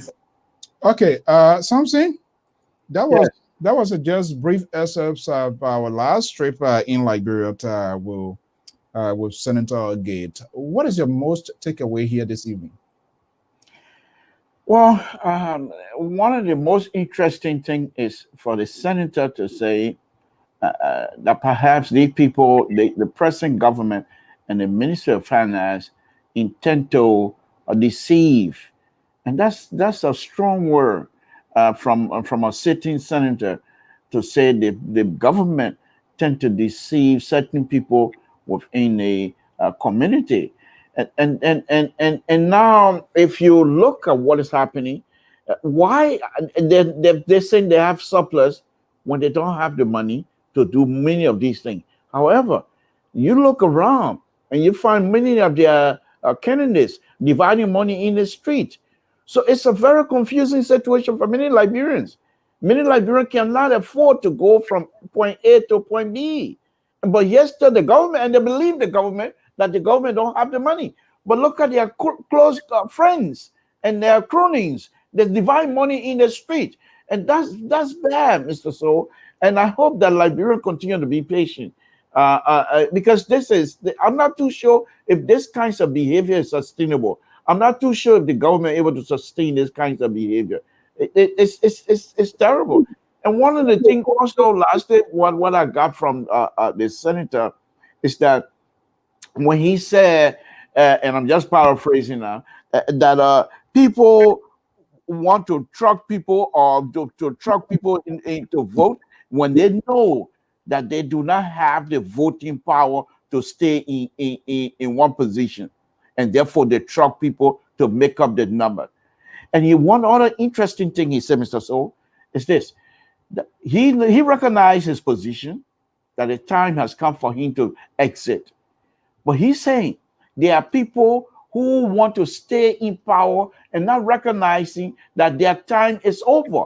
They want to stay there for as long as they think die in office, as he said. And I think it's very interesting. It's a very interesting dynamic. I think he kept his word. 2 years ago, I remember when I was in Liberia in his office. I tried to get this video. I played earlier. I tried to bring that. He said, well, I plan myself. I'm going for 9 years. No matter what happened after the 9 years is sufficient. I have to return home. I got to go into the private sector. That's what I came from before coming into government. I've added my experience. But that was a very critical point. Know when to go in and when to get out. Because it's like, when some, snail, they get out parable, you are a crown expert. How to call that? When snail steals in a particular place for a long time, instead of using the right hand to pick you, they're going to use the left hand. When the left hand grabs something anti, you are being devaluated. That's the whole connotations of that. So instead of the people to let you say go, you better leave with distinction by allowing yourself, by exiting, by using a good strategy. I think that's what's going on. But bottom line, he's a politician, and he wouldn't want to demonize him. You see, this is where the political maturity kicks in, because when I ask him the question as to whether there's some sort of level of frustration being on Capitol Hill, he can come out to demonize his people here, but you could listen from his tone, his expose, and some of the things, when we call the people, by the time we look, things that are not supposed to be approved, they are already approved. Those are signals that, it's not in as much I want to serve my country, I want to serve my country. It seems not been worth it because people don't like the truth. What I think Senator Gaye has done here tonight, and to be honest with you, I think it's a very smart move. For example, he came out and started laying out things, his accomplishment, without the government involvement. However, most of the structure that he built for the people, he has turned it over to the government to operate. In other words, he's not getting any profit. One thing. Second thing he did, when he did that, he most likely was telling Grangidians to say, look, I served you for 9 years. Without the government involvement, I have done this for you, but I'm leaving. Now, the Grangidians themselves should now look and say, okay, Senator Gaye has put us to a specific area. Who among these people that want his position that can take us from here to another point? And I think that's very interesting. One last thing I want to say on this here, Mr. So, I suspect, and I'm just speculating and I'm good at that, I suspect Senator Gaye is positioned himself for the second higher position in the country. Someone perhaps he might leave the phone, let up the sometime to come, and somebody pick him up to be it's a second in command. Because to have a senator who was not thinking about anything else but to be truthful, by the time the time comes for Senator Gaye to be asked, Liberians would have gravitated toward truthfulness. Okay, Senator Gaye would stand a better chance. Okay, let's listen to my interaction with Senator Gaye. That was 2 years ago, because we'll try to get everything on record here. And let's see what it looks like here. And you will get exactly what it is. Some months ago. And I wrote an official communication giving reasons. Some of the reasons were because 2020, I'm not going for re-election. I am not going for re-election 2020. And the reason for which I decided, because all of us, members of the caucus, we are equally qualified. We have the same status. And so I believe that any one person can be chair to lead the caucus. All right? A chair does not have absolute authority. No. You don't write absolute, letters. Whatever you are communicating, yes. So anybody can, become chair of the caucus. I told the body that, look, I have to work on my exit strategy. That required a lot of stuff, visitation. I'm leaving come 2020. There are a couple of things that I think I need to catch up with. Before I don't want to just leave a vacuum. If I'm leaving from here, the next senator that's coming will be able to have something to read, to know what we did, how far are we, how our input been on most of some of these bills, whether they are ratification financing agreement, whether they are laws to create districts and magisterial courts, whether they are concession agreements. There are things that we need to do. And I didn't want to hold on to the caucus, to hold on to the chairmanship, when those things that are actually supposed to sit as caucus chair, and I don't have the time to do it. That will be a disservice to the county, that will be a disservice to the group. I think you've been very So I've been very honest with that. But our brother and friend told you that he has resigned from the caucus. I don't know. How can that be? Because you are a lawmaker of the county. And that was the same question that Yeah, I posed to you. I said, you were elected by the people, now you are resigned. Inform the people, or will you do that? But my understanding that decision will come. And I asked why, what was his colleagues, and it was practically bold to tell us that you were the only person that reached out. That itself suggests to me something is not going right. Well, Mr. So, in my personal life. Are you disappointed of the action? Oh yes, I'm really disappointed. Why? Because I believe that no matter how much you have in your personal city, you cannot build Rangere. I don't care how much you have. You alone cannot build a town. I think building Rangere requires the collective efforts of all citizens, with the leaders of the county driving that agenda. So if you come and say, well, I don't want to be a member of the caucus, then it means that you want to work as an individual. And I think working as an individual, you're not going to make any good impact. And that's what I've tried over the period, to make sure that we come together so that our collective efforts will leave legacy behind if our tenure expires. That has been my call always. This is why even the people, out of emotions and out of personal feelings, if they go and make some statements, I try to quiet that down by not dignifying some of the opinions in those statements. Because by the time your friend make a statement, you want to respond, and then everybody having some a number of loyalists and that will come in defense, because something happened today, you find people who are not even lawmakers want to respond from out, students that have not even understand the issue, but because this person is their master and they have to defend the person. So whether they understand the issue or not, they blow it out of proportion. But I think generally, my brother has to see reason to reconsider the decision. Because I told you, you are the senator. You are the senator. And by the time I leave, you become the ranking senator. You become the senior senator. The new senator coming in, you got to provide the guidance. And you are senator of the county, you will be able to direct. Moving forward, Senator Gaye, from what I'm hearing from you, this seems to be something that is mind-boggling, and it could be me too. Is that something you're going to push to make sure that Senator Dennis? Yes, we had a conversation some 2 days ago in my office, and I told him, well, I don't think the decision. In fact, when I saw what he wrote us in our Senator chat room, immediately I sent you a text. Yeah, I sent a text. I said, Senator, this action, it will be a disservice to our country. Whatever that bothers you, that made you to reach a decision, we can sit on the table and resolve it. You cannot be an ally. Because I'm talking about, I know how the the plenary works in the Senate. And if you don't have, people who are composed, you are humiliated. And as a result, you will be dodging the plenary. And when you dodge the plenary, obviously, your county is not represented. So if you are the senior senator, you need to be well composed.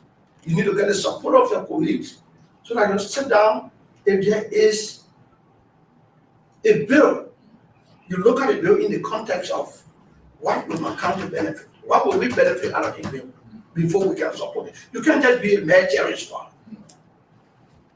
That has been my call always. And I told you we have to talk about it. Basically, politics is all about parking. But let us just do a little bit backtracking. And now you are, I've heard it from myself. I've been hearing it from that, but now you are exiting inside. You are not going for re-election.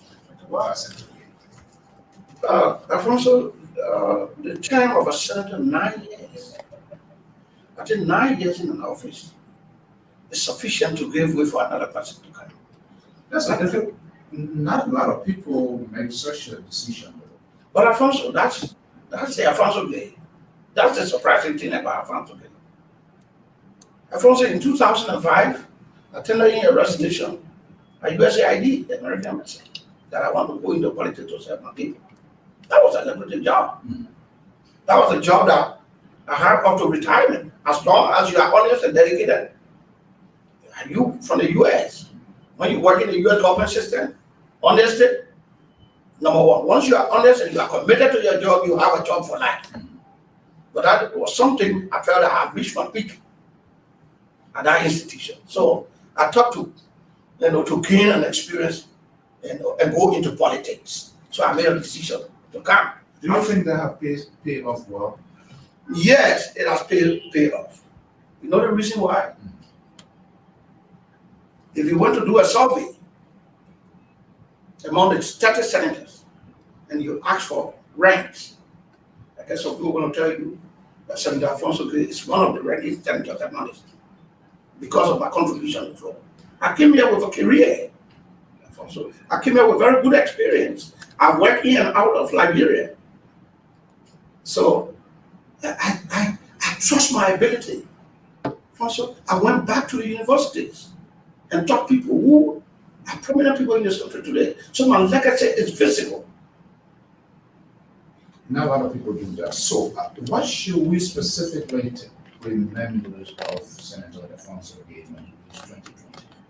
What you will specifically remember is that since Grand Gaye was created as a county in 1964, Alphonso Gaye has committed personal resources to community development than any other Grand Gaye citizen. That's why you're going to remember. Every district in Grand Gaye, my market there. And then you know that I was not the only person that became prominent in Grand Gaye. There were a lot of people before me. So since Grand Gaye was created as a county in 1964, Senator Alphonso Gaye has committed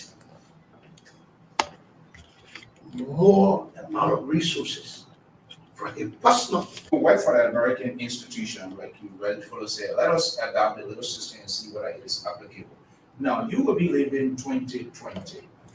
Who do you desire saying, taking it where you start, where you want to be starting, and where you want to be? Because part of that will also depends on your legacy as a senior senator, outgoing senior senator. Who do you have in mind? This office? Well, Alphonso, that would depend on people that are desirous of entering this office. Okay, let me just throw two names. Two names will be insufficient to make a judgment. No, just for discussion purposes. Okay. I'm hearing Dr. Bole, who is just a member of the representative now of Green that he's contemplating.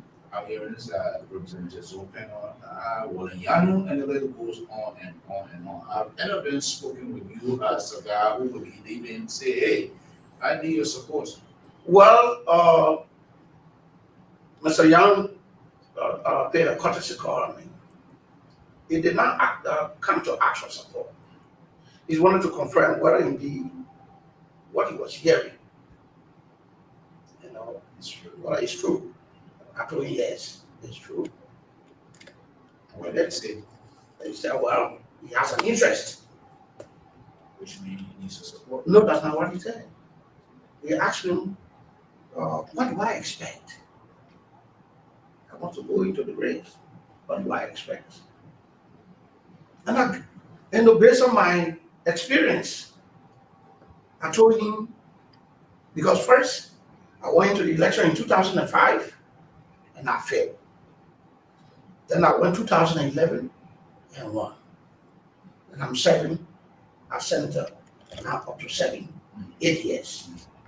So I think when it comes to election in Grand Guinea, and when it comes to implementing legislative responsibilities, I think that I have a master's degree in that. Understanding the people of Grand Guinea, what they like, what they don't like.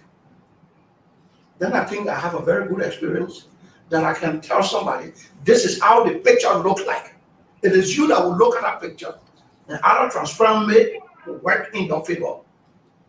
So as far as you are concerned, he's the only person that have come forth to say, just to ask him that question. Oh yes, I've been hearing that Representative Penum is running, or will be running. Yes, I don't think Honorable Penum needs to come to me. The reason is he is a sitting representative. He has won actually 3 different times. So I think he has a very better understanding of what he's supposed to do, the expectation of the people. I don't think he needs to come and ask me. Is there any political implication or any impact by virtue of William who served the Grand Guinea Association? And some of us look at his record. He's one of the decent leaders at the Grand Guinea Association. But he coming here to first of all verify, does that have an impact on your decision-making process when it comes to those that? Oh, well, definitely before you make a decision, you need to study the situations. So he's on the right path. He's a prominent person, well-educated, experienced.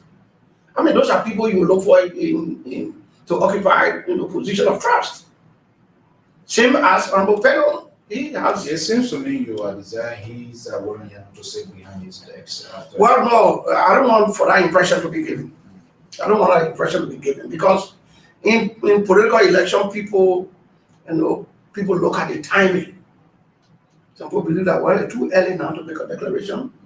Some people believe that I'm in the middle of something. I want to have it completed before I make a declaration. So there are a lot of people I believe that will still come. So it will be too premature at this time to make a judgment in my mind. Okay. I know you have other things to do, but quickly let's focus on other international or national level issues. Now you are winding down as senior senator of the county. The road leading to your county is still an issue as far as you are concerned. What is national government doing? When do we actually hope to see the road leading to Grand Guinea or the southeastern side to actively get on course? Well, okay, Samson, are you there? I am, Mr. So. Thank you. That was, that's why good to get record on file. That was Senator Alphonso Gaye. Emperor World, there is no change in tone. Yeah, I think he kept his word, and I think that's very very interesting. He's not old; he's young. He could stay another 9 years, and because he's doing good for Grand, he was most likely going to be re-elected anyway. But he decided to know when to say no. And I'm not trying to toot my own horn here, Mr. So, but I'm just like that as well. You know me. I know when to say when. I can't think you can't do anymore if your interest is not in it. Don't force it. You force it, I'm wrong by. That's it. There's no two-way street about it. Because you're taking us to Totan this evening? Mr. So, please, will you mind? You know I'm from Totan. I have a dialect. I can deal in that as well. I don't have to go. I can speak a little bit, the little English I know, but I know you go Klangu. You say Klangu, you say man, now Klangu upon your Samadru, that's a more as one pain. Now we not see the giant, we are saying the clearing in front in said Debo. So the Abu when you work, and you go Klangu. So for now, Klangu upon them, buy a blue, bomb boy, put a monseigneur, young, it's short to go in the short go, and put from I'm on. So let me enjoy myself. You've been very disrespectful to my audience. Mr. So, your audience know I'm Samson Toll, the liberal progressive from Town down America. Town. I probably do it. So, and they know that I'm from Town, you can probably do it. And now, your audience you got. Wadoro apo manamru, wadoro apo kiogru, wadoro apo bregru, wadoro apo lomangru, wadoro apo kisibru. Ko Ukraine wapo ru. So for 9 do apo again down that's one. I'm there. No, the people are not being disrespected. In fact, your audience will be very proud of me. This guy is trying to make a comeback here. Okay, that's the liberal progressive Samson Brown tour. You are part of we're going to be one. You are part of the collaborative party, correct?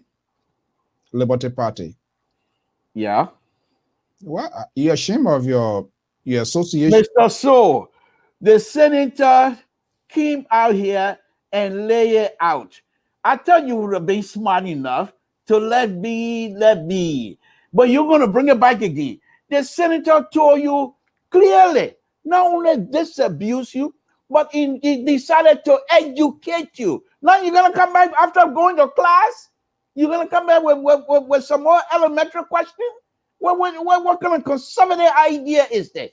You guys got nothing. You can't do nothing. What are you talking about? Do you conservative ideas? Do you see? The man told you, Liberty Party, we're moving forward. Do you the collaborating party, we're moving forward. Do you notice Joseph Boakai will be your next president of the Republic of Liberia? What part of it we don't understand yet?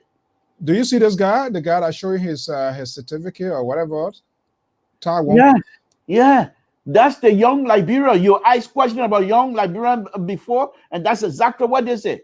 As soon as y'all go play football on the beach, you bring a ball, you put a ball on it, he can't. Then when the people, because he know how to play, but he got football. So the people pick, everybody else say, he say, oh, you ain't pick me? Then he tell you football is going home because the people ain't pick it. That the kind of young people y'all get today in Liberia. That the kind of young people y'all want all to continue to listen to.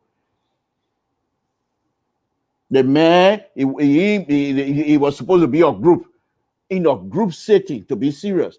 Your personal and individual identity doesn't exist. You have to understand that. And that's why you make yourself available to the group. And once the group decide to put rule in place, you have to abide by the rule. But because you didn't win, you tell you football, you want to go home. Okay, go. Who will play with you now? Who will play with you now? That's the question. Yeah. So and that's the problem, because if the men and the way they are conducting themselves, I don't know how they're gonna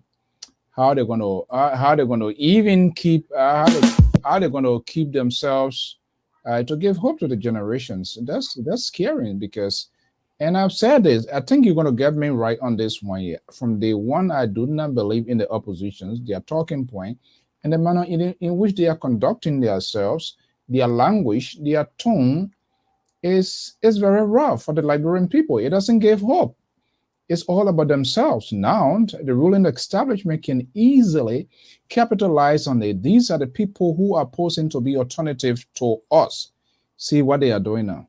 That would be a good and valid argument. So, the thing you have to understand is that in any organization, there are those that perhaps don't want to respect the rule. These people came together, they put a collaborating document together, and they're operating based on the collaborating document that they put together, number one. Secondly, Mr.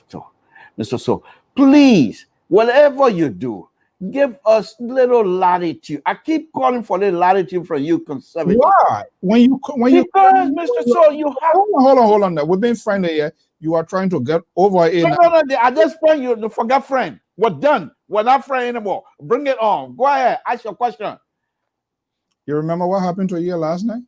Mr. So, that's yesterday. Today is the liberal. The liberal is here. And first, and you are in a bad position because you don't have a helper tonight. See? So go ahead. Ask your question. Okay, I'm bringing in Pat Joyce right now. He's standing by background in studio. I thought you said the show was supposed to be over. So why are you bringing Pat Joyce again? Oh my. So you're in front of your own man? You're in front of No, I'm just saying you said the show was going to be over. Why are we bringing Pa Josh on now? No, but on a very serious note, Mr. So, these people, I too, I'm not in favor of some of the things they've done in terms of opposition, but I truly believe, and I'm starting to find out that these people mean business. These people mean business. In fact, I read today that the issue in Nima County has been resolved. The collaborating political party are now have things resolved according to the paper.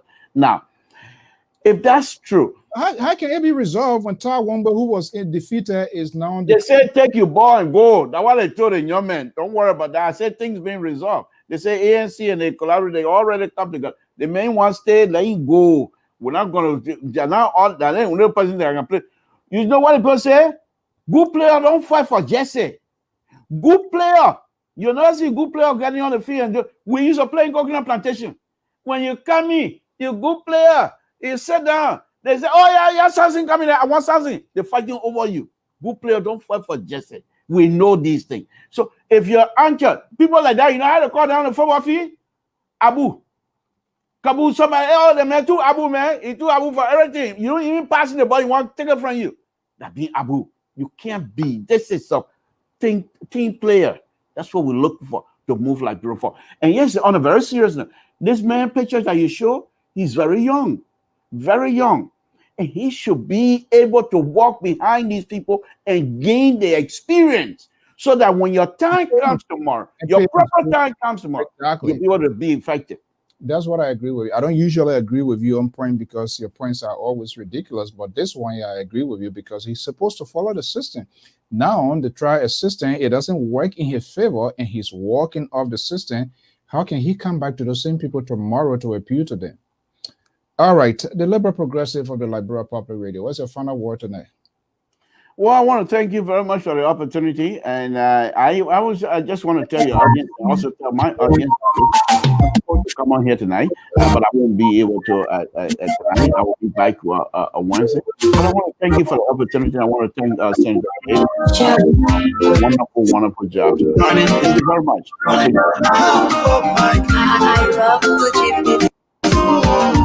Everything is turning around for your good. All right, so that's how we're going to be closing there this evening. Everything is turning around for your good, sister. Everything is turning around for your good. And this is one of my favorite artists, a gospel artist from the West African state of Liberia. I'm talking about Minister K Praise. That's a new release, right? Yeah. Prophecy. Yeah. If that sickness from the devil. Disappointment from your neighbor. Frustration from your office. If that pressure from your village. If not juju from Babalao. Everything is turning around for you.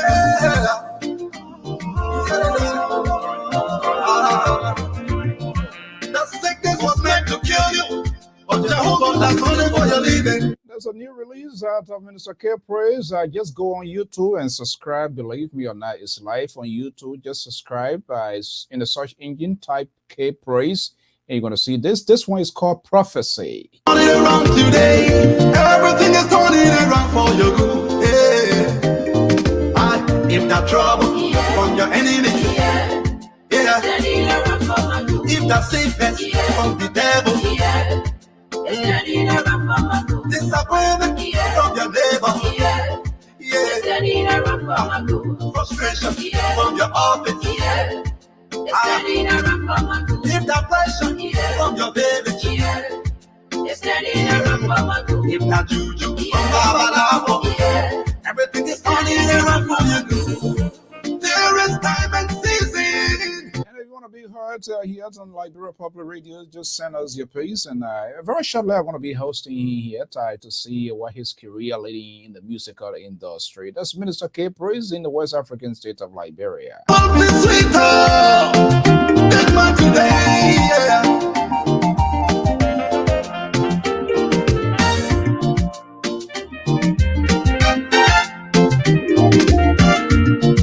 Every youth must be born. this evening here. I want to thank all of our followers and those of you, wherever you are. I want to thank you for being part of this program here. But we're going to be wrapping up here with somebody that I have recently as well, right here on this network. And let's see here.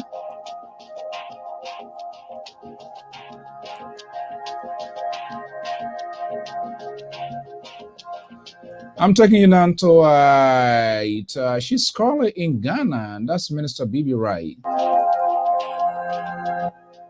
Anche abibloa dola uma aja uma sala wala ula ajbe o aju ba oblea ula ajbe na da mo pebe ajbe ble pon ble jbe we mo pobloa na dola wa sabola ajbe abejbe asachi e dia ni agba abayiwe bwembe no degi tayo desun ati e a enu awon na abinyo wa ablo ala wo ye gbe na abejbe e kon dola ajunu na ma atusunde yo wo ye nyamu e kon Ajbeyo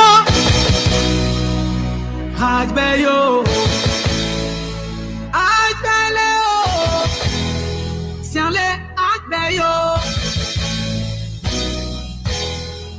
There is the magic fingers.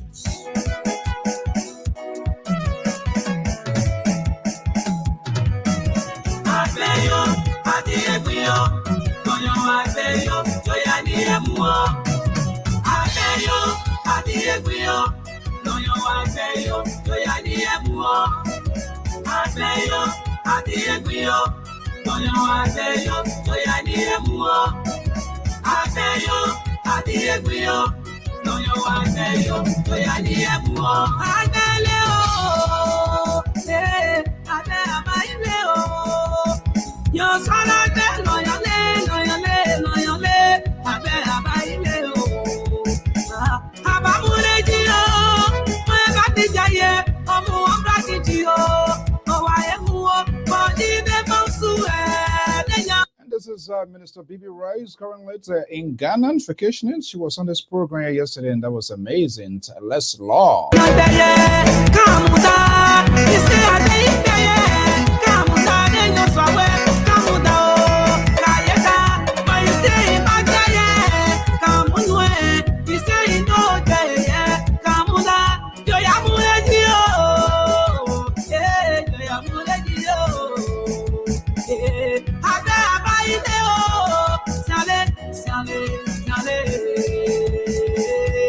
Said good evening to the national cheerleader, former President Annie Perry-Nanden is right here from neighboring Massachusetts, Susie, Mary, Violet, and all of these beautiful people. And not forgetting our national correspondent, Mr. Moses Telbato, right there in Mount Gibby County, the Cac City.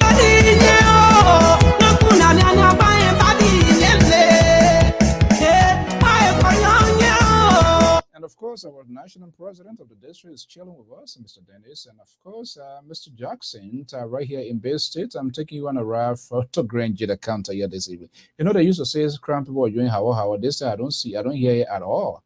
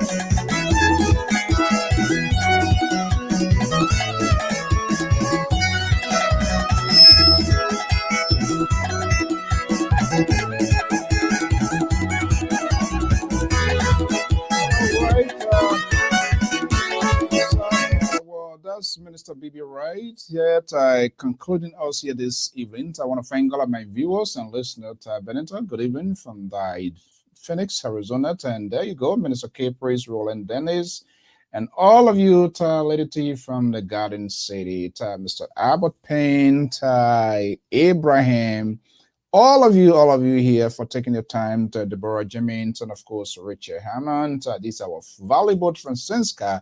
There's no way I can leave you out of this picture here. Austin Tarawale, Jeremy Smith Pay. I want to thank all of you here this evening for tuning in here. We will continue this sort of conversation. Our invitation is out to the Directorate of Communications at the National Elections Commission. You listen to what Senator Gaye said. This is stunning. $24 million was elected. Elections is very costly, 24. It was reduced to 17. They don't even know how it was, that reduction, how it took place. There to 13. How can we operate that kind of little chicken change to conduct elections in the 15 political subdivision? It's proper relations alone. That's almost there. You know what election do. You hear it. And I know we cannot make comparisons with what is unfolding here. But if we are to get better to result, we must be able to invest significant portions. We must be able to get the money. But we see that our politicians dishing out money, and we have the institutions. So this is $1 million questions. If we are to get a better result and we cannot provide fundings for those institutions that will be able to guide the process, then it's a problem. But on the other hand, they don't want go ahead to cut down. Here we are. They are doing a mobile update of the voter roll. I was mandated by the Supreme Court of the Republic of Liberia. Walt Heron Flomo is the Director of Communications at the National Elections Commission. Our invitation is out to him to give them the fair share, to get their side of the story, how the process is going to be conducted, whether it will be free and fair. Are they aware of the truckings and what are they doing to stop it? What will becomes of those that will be arrested? Will they be prosecuted? How far will this go? These are minutes and answers questions that we must give them the opportunity to also answer that. Until then, I'm Alphonso and Salt of the Liberia Public Radio and Lpr-Tv. Saturday, hopefully we're going to be in a virtual convention. The Association of Liberian Journalists, AJAT, will be hosting.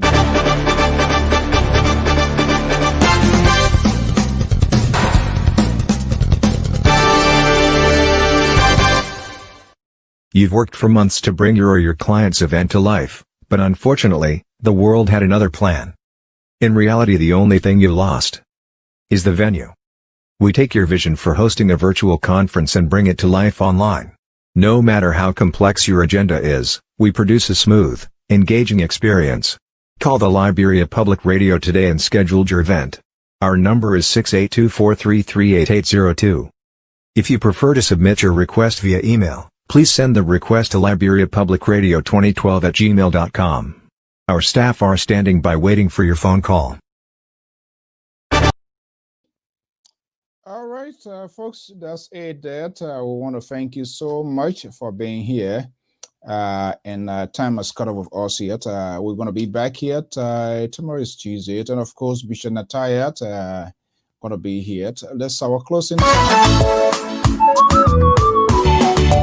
If you hear this song, it means then we are packing our loads, or packing our bags to sign up for today's year. That's Minister Joseph Bass. Hallelujah, hallelujah, hallelujah, hey, hey, hallelujah, hey.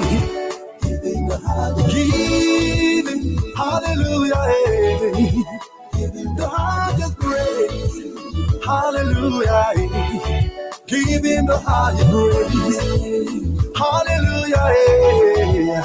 Giving the highest praise. In the morning when I wake up, in the night when I wake up, I will lift up my voice to heaven and give you the highest praise. Hallelujah to my King, hallelujah to my Father, hallelujah to my Jesus. I bow before the throne. beauty of the creation, the beauty of the universe. You never, never change. You never, never lie. You never, never change. You never, never change. Hallelujah to my Jesus. Hallelujah. Hallelujah. Hallelujah. Hey, hey. Hallelujah. Hey. Giving, hallelujah, hey. Giving the highest praise, hallelujah, hey. Giving the highest praise, hallelujah, hey. Giving the highest praise.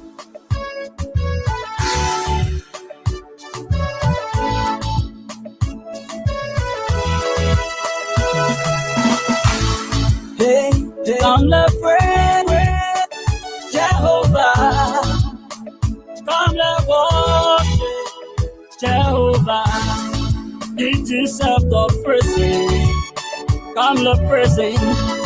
He deserves everything. Oh, the worshiping. Oh, He gave me life. I will praise His name. I'm here to praise my God, oh, because He gave me life. Come celebrate, come jubilate, come to worship Him. He deserves the praise. Hallelujah, giving the higher praise. Hallelujah, giving the higher praise. Hallelujah, hey. Giving, hallelujah, hey. Giving the highest praise, hallelujah, hey. Giving the